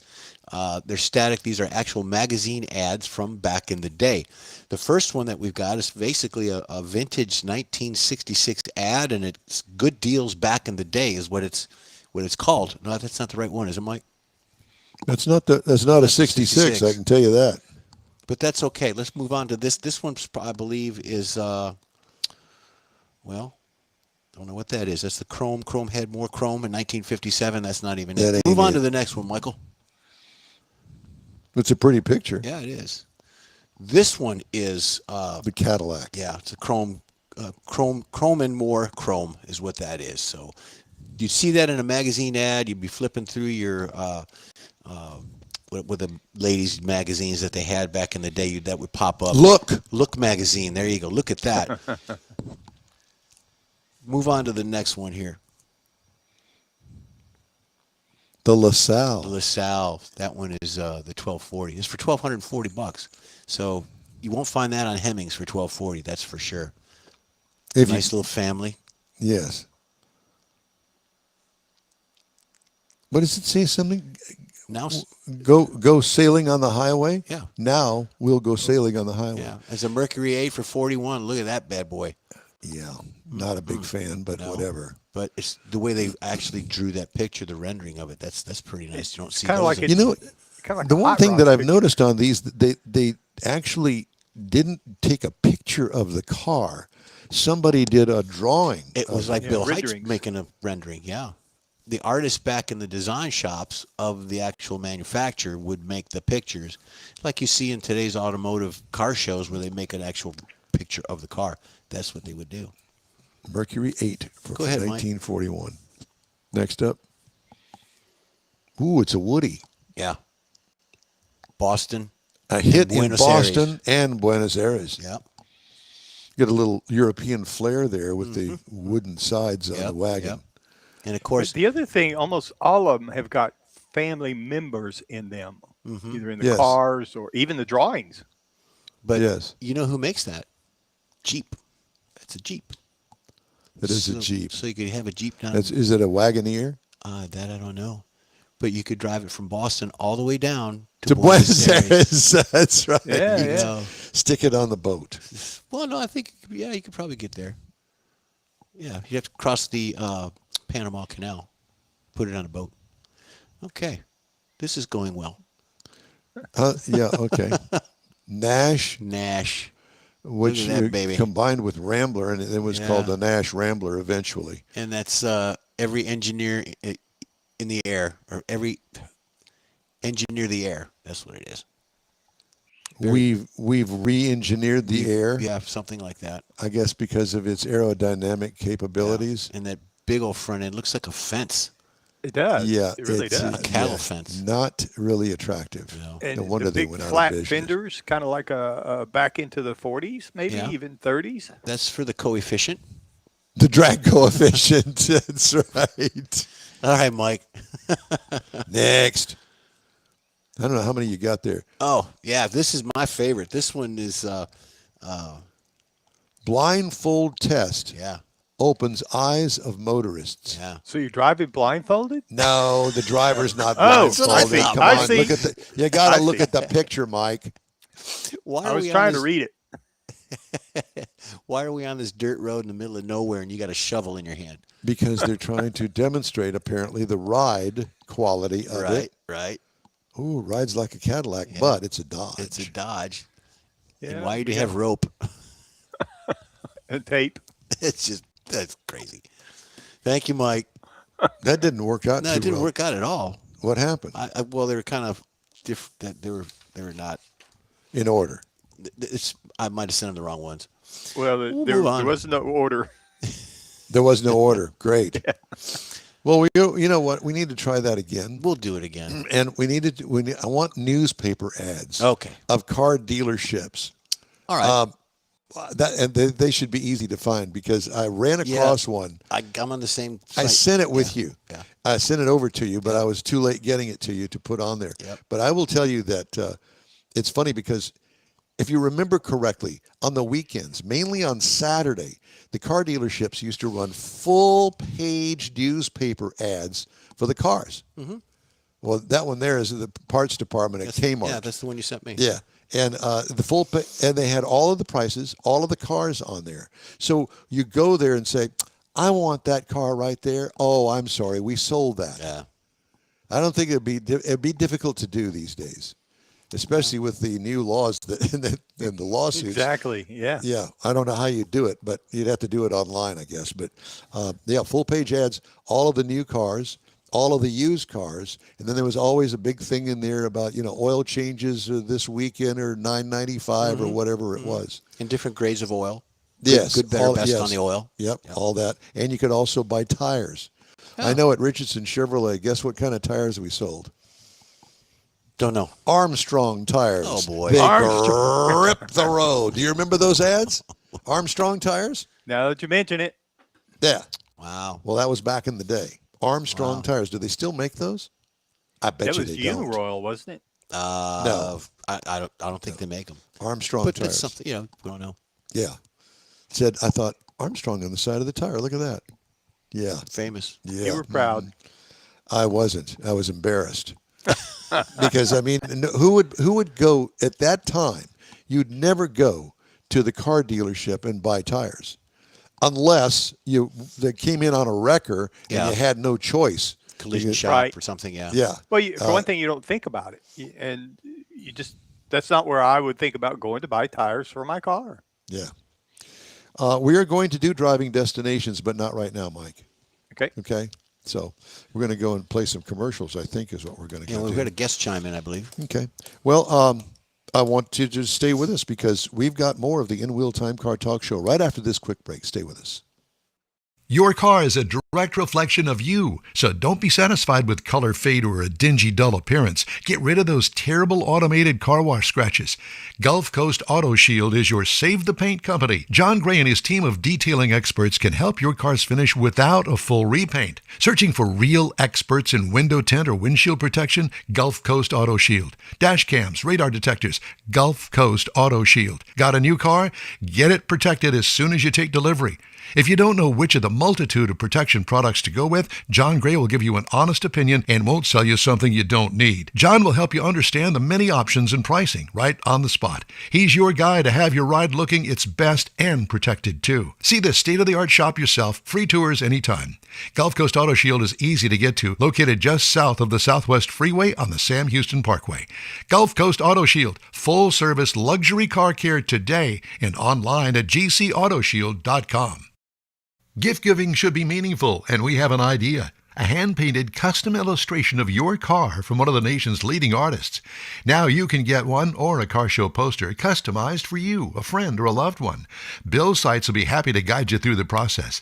No matter what the day, birthday, anniversary, or any day, an Autographics custom illustration adds an extra touch of class to any home. Call Bill today, 832-922-0963. That's 832-922-0963.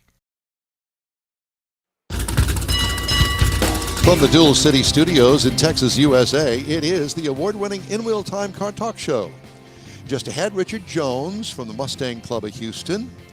Jeff will have the cruise in and events calendars. Mr. Mars is going to have driving destinations. And I'll bring you stories making automotive news headlines this week. Howdy. Along with Mike Out of This World Mars, we always need more Jeff Zekin. I'm Don Armstrong. Glad you could join us. David Ainsley. He is nowhere to be found. He's in some sort of a class. I can only... Is it a Lamaze class? I don't know. I don't know what. I don't. No, you know what he said. You know what? I've got class, and he. Yeah, That's what it is. no.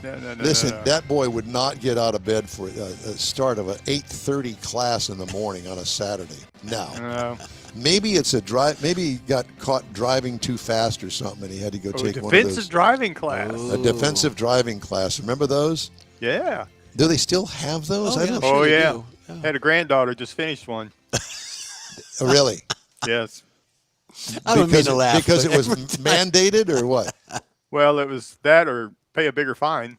So it was a speeding ticket. Close enough accident. Little Uh-huh. accident. Didn't it used to Hickey be if you boo-boo. didn't pay the fine, they'd make you go in the army? I don't know about that. The Army? Yeah. Really? I'm just messing with Mike. He's always got a granddaughter story, an accident, a part failed, ticket. They're She's going to busy have to people, go it's live with always somebody safe. else now. Got a full life out there. Yeah, we They don't are know what's busy. going on over there. All right, so let's talk to Richard Jones. Richard is the head honcho at the Mustang Club of Houston. Richard, good morning. Good morning. How y'all doing? Well, we're doing good. How are you doing? I'm doing pretty good. It's a kind You of know, a that's- gloomy day, but I'm doing good. I know. Well, that's quite a necklace you're showing us there. Yeah. Yeah, can you kind of tilt your camera up? Just Yeah, there you go. Yeah, there you go. There you Perfect, are. perfect. Okay. So it's good to talk to you. Mustang Club of Houston. How many members you got? About 80. 80 About members. 80 That's members. quite a bit. About 80 Well, members, yeah. Yeah, 80 members. So I assume Sir. that you probably have about, I don't know, 60 cars? About that. Yeah, about 60, 65 car. Yes, sir. Because usually, it's a husband and wife thing, and so you got to count both of those as Or club father-son, yeah. members. Yeah, Yeah. father, Yeah. son, whatever the case may be. That's true. So Mustang Club of Houston's been around a while. It's been around 33 years. We celebrated our 30th anniversary 3 years ago. So now it's after that, so we're 33 years old. 33 years old, just a youngster. Yes, sir. So Yes, sir. Richard, please tell me that when you have meetings that you don't have somebody read the minutes of the last meeting. Please tell me that. No, we don't have anybody to read the minutes. We post our minutes online, and people can go and look at the minutes online. And then at the meeting, we can ask to look at the minutes, and we vote on approval of the minutes from the past meeting. No. Okay. Because I remember a day, it's back in the day, when Yeah. I was a member of a Corvette club, and we had a once a month meeting, and it filled up a ballroom of a hotel somewhere. Somebody paid some money for that, and one of the things that had to be done is read the minutes of the meeting from last time. Yeah. And I was like, okay, I'm going to go and find something to do for the next 10 minutes while the meetings from the last meeting are read. Yeah. Right. I just wanted to make sure that I just wanted to make sure that we're on the same page and we both hate minutes being read at the meeting. I remember back in read minutes in church. We don't do that anymore. No. Oh boy. Well, here's what happened last time. We don't care what happened last time. So, Richard, how long have you been president of this club? This is my 5th year. 5th year. Fifth year. year. Are you you're an incumbent? That's because that's either because you're so popular they keep, or nobody else wants to have Yeah. your job. Let Richard do it. Yeah, he. That ladder. Nobody wants to So step up. nobody else wants to do it. Yep. Well, I But will I tell you. don't mind it really though. No, I was going to say. I mean, it's fun. Hey, look, you're on the In Will Time Show. Yeah. So And, you and can't beat that. y'all are a very active club. You've almost always got something going on. Yeah, we do. Uh, yes, we are on a cruise right now. We're driving down the Wow. highway, well, parked on the side of the road, but we're on our way to Blessing, Texas, to the Blessing Hotel for lunch.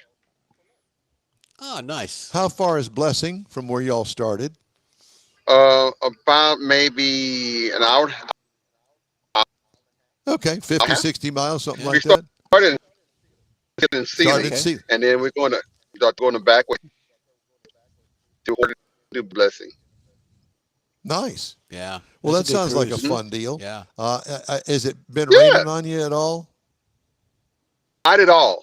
Not at all. That's We thought good. it was, but That's it good. Good. hasn't been. It hadn't rained. Because that car wash that we spent hours on this morning before the actual cruise Yeah. would be ruined. And I've been on many of those too. I will tell you that it's so disappointing for about 30 seconds, and then you go, whatever, and just Forget get to it. wash it Yeah. again. So Richard, Yeah, yeah. what do you what are you driving right now? What are you sitting in? I am sitting in a 2020 EcoBoost Mustang, a 2.3 liter EcoBoost Mustang. And it's got almost 300 horsepower. It has about 310 from the factory, but I have a little bit more because I added coal into K&N, coal air intake. I added MBRP uh, catback, and so it boosted the horsepower like by 335 to 340. So it's a little bit more Nice. boost than it did when I bought it. Yeah. A little grocery getter. And everybody says, "Oh, a four-cylinder Mustang. I'm not going to do that." Why? Yeah, Because it gets good gas mileage and it's got horsepower. Yeah. it gets great grass mileage, great horsepower. Yeah, yeah. Now, is it an automatic or is it a standard? It's an automatic. Yeah. They already make standards anymore. Well, thank you for that. Yes, I know. I've got an old Corvette that is a standard transmission, and I'm longing for the day that I can push my foot on the accelerator and don't have to shift gears again. But there is that. Yeah. So, how many cars are on this cruise on this Saturday morning with you? About 7 or 8 cars, Uh-oh. because when you have a mention about 7 cars going, we're Oh, going to yeah. have like about maybe by 2025. It's okay. But people, back. It's still fun though. Yes, Right. of course. Yeah, absolutely, absolutely. You're going to eat lunch anyway, so you might as well go enjoy it. That's exactly right. So you're about 20 minutes away. 20 minutes away from your destination. We're about 10.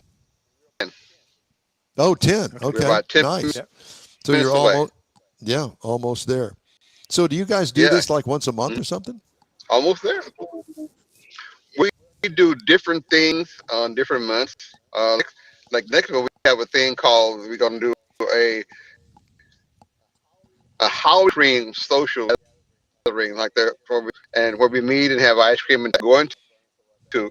It's called Heidi Ice Cream in Katy, and people employed at that establishment or handicapped disabled people, and I think that's Oh, very good. a great cause. Yeah. Very nice. Okay. Very nice. So you get some ice cream and you support them. Exactly right. Yeah. And Yeah. our big thing is All coming right. up in a big thing coming up in August, where we're going to take a cruise. We're hopefully take a cruise to Atlanta, because the Mustang Club of America is that's the parent company of all the charter clubs out here in the country. And it's turning How fun! 50 years old. I'll bet you that they're expecting thousands of Mustangs for that. They're expecting a lot. Just like a couple of weeks ago, we had a thing in Galveston called Sun, and we had about maybe close to 4,000 Mustangs in Galveston about a month ago. Yes, For I Mustang. remember us talking about that. I don't know why we didn't have somebody on the air with us. I think Mars tried, but everybody went, oh, wait a minute. We're going to go to this event. We're not going to be bogged down by some sort of moron on the radio talking to us about this. Isn't that right, Mars? Yes, sir. Yeah, he's a good just agree. Yeah, he's agreeing. Yeah, there's that. Well, all right. Do you have any classic Mustangs in the club?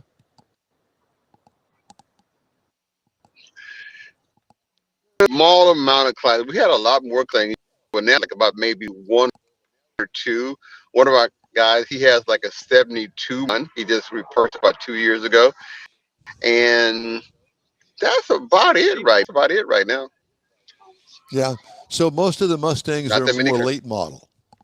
Yes, sir. More late. Yeah. 'Cause y'all are, when you do your activities, like you say, you're going to cruise to Atlanta, you're going to Blessing today.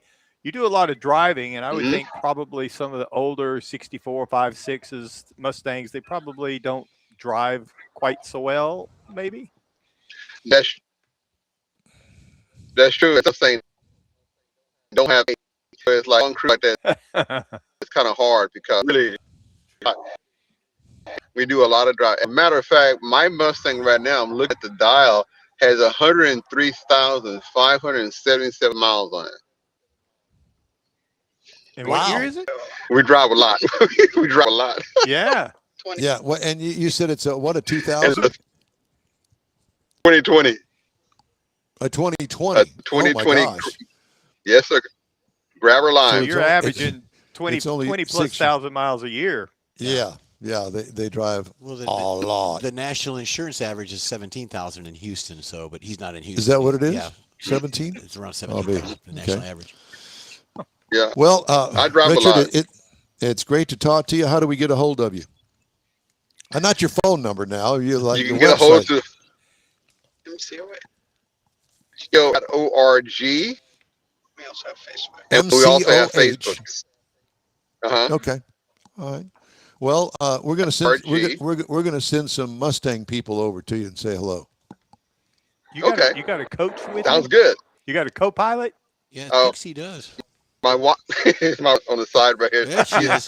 She's There waving. she is. Yeah. She's waving. Yeah. She's So what waving. kind of Mustang does she drive? So the one that they're in. Well, okay. She drives this. Yeah. She drives Driving all the right. Edge. or Ford Gotcha. Edge. All right. Well, listen, man, thank you so much for taking the time talking to us today. Get back on the road and be safe You're getting on welcome. the road now. And stay in touch with us. We look forward to talking to you again soon. Thank you, sir. Try the Thank soup you. and sandwich. Don't forget to tip your waitress. Soup and sandwich and tip the waitress. Oh, I will. Hey, all right. Coming up, Jeff I is going will. to have the cruise in. Okay. Jeff's going to have the cruise in and events calendars, and I'll have the stories making automotive news headlines. We're also going to tap into Mr. Mars' driving destinations. Yeah. So let's do that after this next break. Shall Perfect. we do that, Mr. Mars? Perfect. Sure. Okay. Well, we're going to take a break, and we'll be right back. The Tex-Mex dining experience is defined by Lupi Tortilla, your destination for Texas's best beef fajitas and frozen margaritas.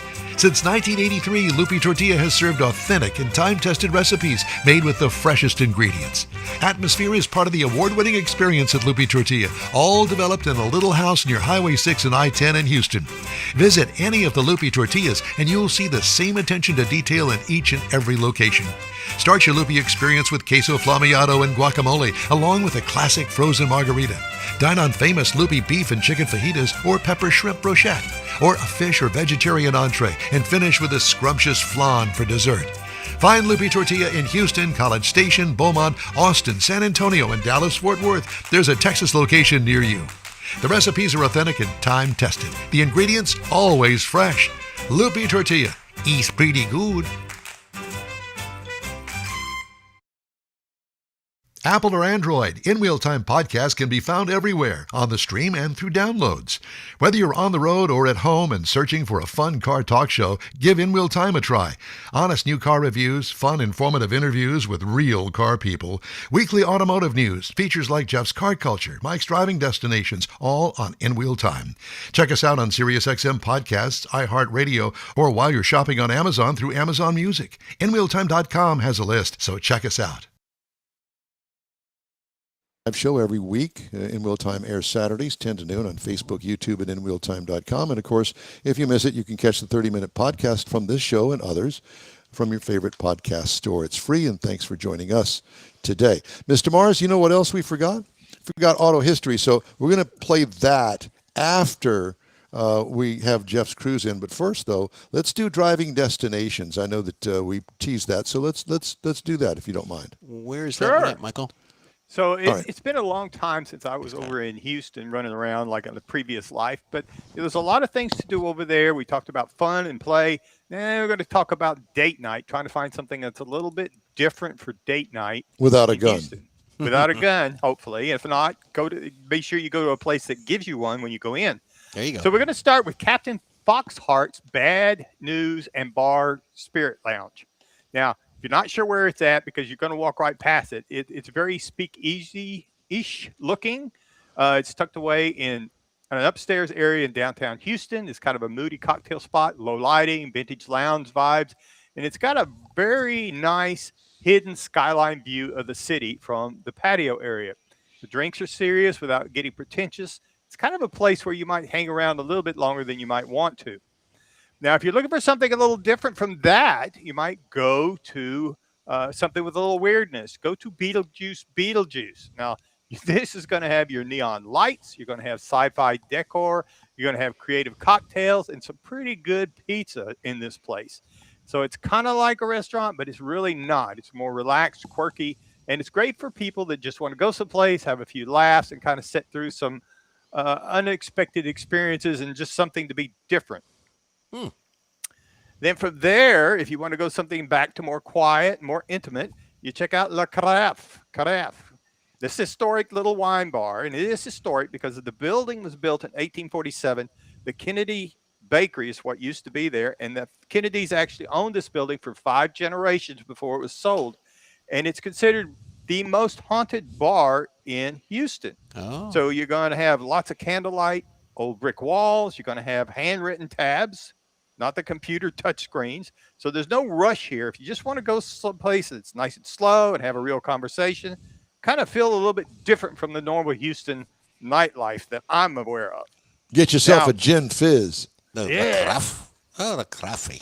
La Carafe. Carafe. La Yes. Carafe. The So carafe. from there, if you want to stay casual but get outdoors a little bit more, you might go to the Axelrad Beer Garden.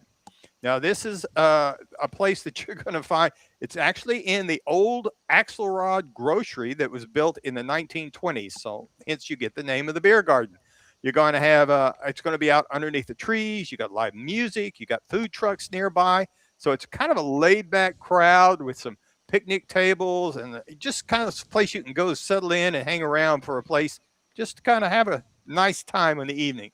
Looks like you could probably take your dog with you to that type of event there. Oh, you could. Yeah. Then the other one, the last one I wanted to bring up was a place called the Little Dipper Bar. Now, this is small. It's retro, kind of low key. It's got that old Houston neighborhood bar energy with the vintage decor and a little relaxed atmosphere that kind of makes it easy to kind of go in and just settle down and have some light conversation and just have a relaxed evening if you're looking for something like that. We got Again, a lot pinball of these machines, places- too. Yeah. Yeah, a lot of Arcade. these places are downtown. This was downtown in the 300 block of Main Street. So there's a lot of places you can go for date nights. It's not necessarily about spending a lot of money and going out to a big fancy place. Just kind of take a little drive and find something different and see where things go. Perfect. Very nice. I like Yeah. that. Me too. Well, in that same vein, Jeffrey has the cruise in and events calendar. All righty. We've got the Taylor Swap Meet. These are all going on I was waiting for you to say Taylor Swift, but Taylor, Swift Swap. Meet. Yeah. Taylor's. Yeah. The 15th, which is next weekend from 9 a.m. to 5 p.m., it's at the Murphy Park Pavilion in Taylor, Texas, at 1600 Veterans Drive. It's just a swap meet and good old boys getting together, chit-chatting and swapping stories and swapping parts. May cruise-in car show and swap meet at the Faux Real Trade Days. Faux Real? Faux Real. Faux This is Real? in Liberty, Texas, at 180 Independence Street. This goes from 9 a.m. to 5 p.m. It's on May 16th. Wait a minute. Let me see the faux. Faux? Faux real. Faux real. Oh, F-A-U-X Yeah, real. faux. Faux Yeah, real. Faux Real. Thibodeau for real. Uh-huh. Aye. The May Cruising Car Show swap meet is scheduled there at that event. It's first Saturday of every month. It goes from 9 to 5. Attendees will find food trucks, live music, coffee, treats, Wait a and minute. a variety May the of 16th vendors. is not the first Friday of every month. No, this one is this. It's Saturday of each month. Takes Oh, place Saturday of each month. I see. But this one is the 16th. Crossroad Cruisers Car Show. It's at Riverside Park Special Event Center in Victoria, Texas. We all know where that's at. 407 Memorial. Its registration begins at 8. Judging's at 11. So we don't judge around here. Awards will be presented. We judge at 3 everything. o'clock. I was gonna say. Top 30 awards from the 5 best awards. So there you go. Then you got the Southern Pontiac Firebirds on the border. This is in Alamo, Texas, which is really down by the border, down in the McAllen, Laredo area. If you want to travel down there, that's great. It's May 17th from noon to 5 at the Rail Yard 83. It's 106 North 9th Street. Pontiac Firebirds, Trans Ams, they all gather near the border. Takes place from noon to 5 at the Rail Yard, so be there. Street Runners cruise into Buc-ee's. This is always a fun one. It's in Killeen in Lions Park. Street Runners meet every Sunday night at the Lions Club, and they cruise on over to Buc-ee's, get yourself a sandwich and beaver nuggets and all that good stuff. And then you got the car meet at 403 Eats coming up in Tomball. That's the 17th. And I actually got some buddies in a band that are going to be playing out there at 403 Eats, I think, in the next couple of weeks. I might even be at that event, so I'll keep you abreast of that. Take me with you. I don't know if I'm going. I just know that buddies of mine are playing out there. If you go, Okay. take me with you. Will you? I'll take you with me. That- I'll take you anywhere. Put him in the cargo area of the Buick, Jeff, and just tag him along. Time now for This Week in Auto History, Mr. Morris. So where are we at, Michael? Yes, sir. We found a few things that we thought were really interesting this week in auto history. Starting in May the 3rd, 1919, W.O. Bentley officially founded Bentley Motors. His idea was to build a fast car, build a good car, and make it the best in class. And what they did to get their reputation going for their engineering excellence, they went out and did endurance races like Le Mans, and they even made it to the Indy 500 in 1922. And this is the type of activities that built up their creds inside the market. And even today, it's much respected as a handcrafted British luxury performance automobile. Then in May the 4th in 1904, we often talk about the Oldsmobile curved dash vehicle that Ransom Olds brought out. It was it's one of the first mass-produced automobiles. It was a lightweight runabout, single-cylinder engine, made it very reliable. But the thing was that a lot of his assembly techniques actually predated Henry Ford's moving assembly line. So he proved that you could build a car efficiently. And one of the things that helped this thing get started, it was actually a fire in 1901. All the prototypes for the new Oldsmobiles burned except for the curved dash runabout. So by it being the only survivor, they built 2,500 in 1902 of them. And that's what really kicked it off. And they built 19,000 total before it went out of production. Then Sounds arson. arson. Then in May the 5th, 1964, now we're talking again about the Mustang. We talked about before how the Mustang rollout was so successful that they sold 1 million of these things the very first year. But one thing I did not know, along with the World's Fair and the nationwide dealership rollout to where everybody showed at the same time, 3 weeks after that, Mustang was to be the pace car for the 64 Indianapolis 500. So it got a lot of attention there. And then they also launched the pace car edition immediately right behind that. And that even drove more traffic to the showrooms. And that's part of the ways that they ended up selling 1 million of these the very first year it rolled out. Wow. May the 5th, 1925, Chrysler introduces the four-wheel hydraulic brakes. We were talking earlier about the wire brakes versus the hydraulic. So Chrysler was very much into technology and trying to push new things out into the marketplace, particularly improving on the mechanical braking systems. And then coming up in May the 7th, 1946, I thought this was very interesting. The Tokyo Telecommunications Engineering Corporation was founded. Now, that sounds like a mouthful, but what happened was in 1958, this actually became Sony, the very famous Sony electronics company that went on to influence automotive technology with radios and cassette players, CDs, nav systems, things that we're still having things from Sony show up in our cars today. So they've really made a big deal, big impact on the automobile industry. May the 7th, 1998. This is terrible. When Mercedes-Benz announces the Chrysler merger. What was listed publicly as being a 50-50 deal, that they were both going to be co-equal partners. Immediately, the lawsuits had started because it was reality of Mercedes-Benz was taking over Chrysler. And Chrysler was into it because they were in a bind and they wanted to they wanted to survive. Is what it amounted to. So this merger lasted 7 years before all the lawsuits were about over, and it kind of dissolved back into Chrysler and Mercedes-Daimler. Finally, in May the 8th, 1984, Chrysler introduces the minivan, the Dodge Caravan and the Plymouth Voyager.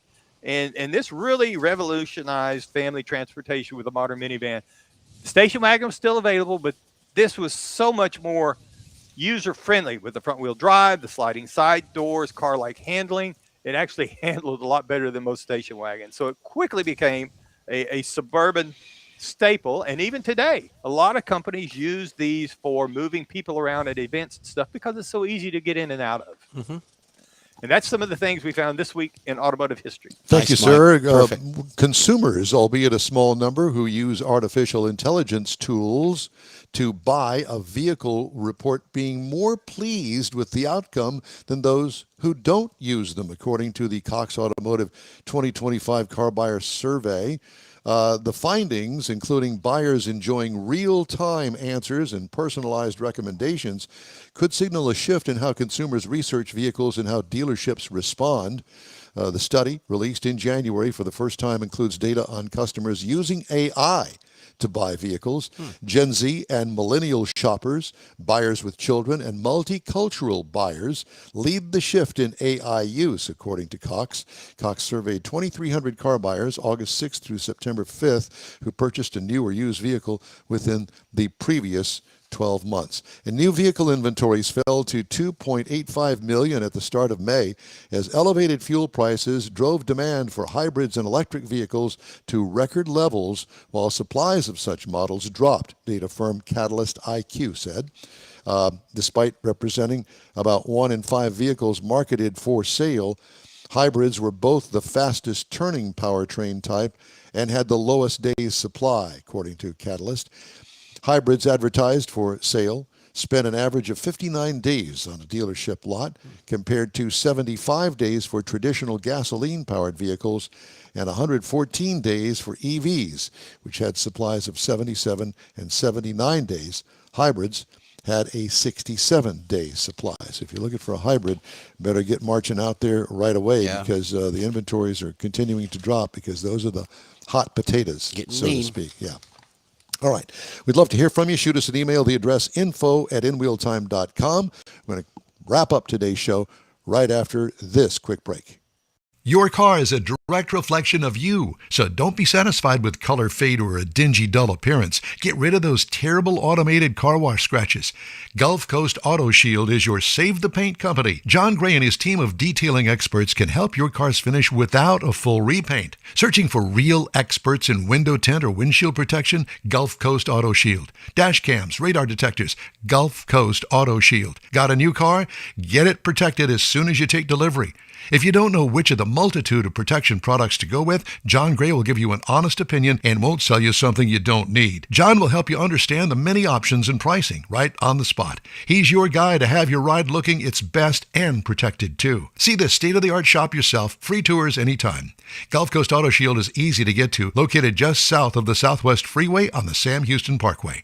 Gulf Coast Auto Shield, full-service luxury car care today and online at gcautoshield.com. Gift giving should be meaningful, and we have an idea. A hand-painted custom illustration of your car from one of the nation's leading artists. Now you can get one or a car show poster customized for you, a friend, or a loved one. Bill Sites will be happy to guide you through the process. No matter what the day, birthday, anniversary, or any day, an Autographics custom illustration adds an extra touch of class to any home. Call Bill today, 832-922-0963. That's 832-922-0963. Well, that's all for this week's In Wheel Time Car Talk Show. Be sure and check us out online at inwheeltime.com. We're always looking for new, informative, and great automotive things to bring our global audience. If you have an idea, an event, road trip, or tall tale you'd like us to feature, let us know. Our email address is info@inwheeltime.com. When you're searching for award-winning car talk, you can find the In Wheel Time Car Talk Show 24/7 on the In Wheel Time app. You can find also on our website, inwheeltime.com. Grab a podcast from your favorite podcast store. We video stream our live show every Saturday, 10 to noon on Facebook, YouTube, and inwheeltime.com. The In-Wheel Time video coordinator is We Always Need More, Jeff Zekin. Our booking agent and video editor, Mike Out of This World Mars. Chief engineer, David Ainsley. I'm Don Armstrong. Thanks to our weekly show contributors, Jeff Heitzman and George Skelton. We hope you'll join us again next week for another live edition of the In-Wheel Time Car Talk Show from our Dual City Studios, 10 to noon Central Time. Have a great, safe weekend, and so long for now.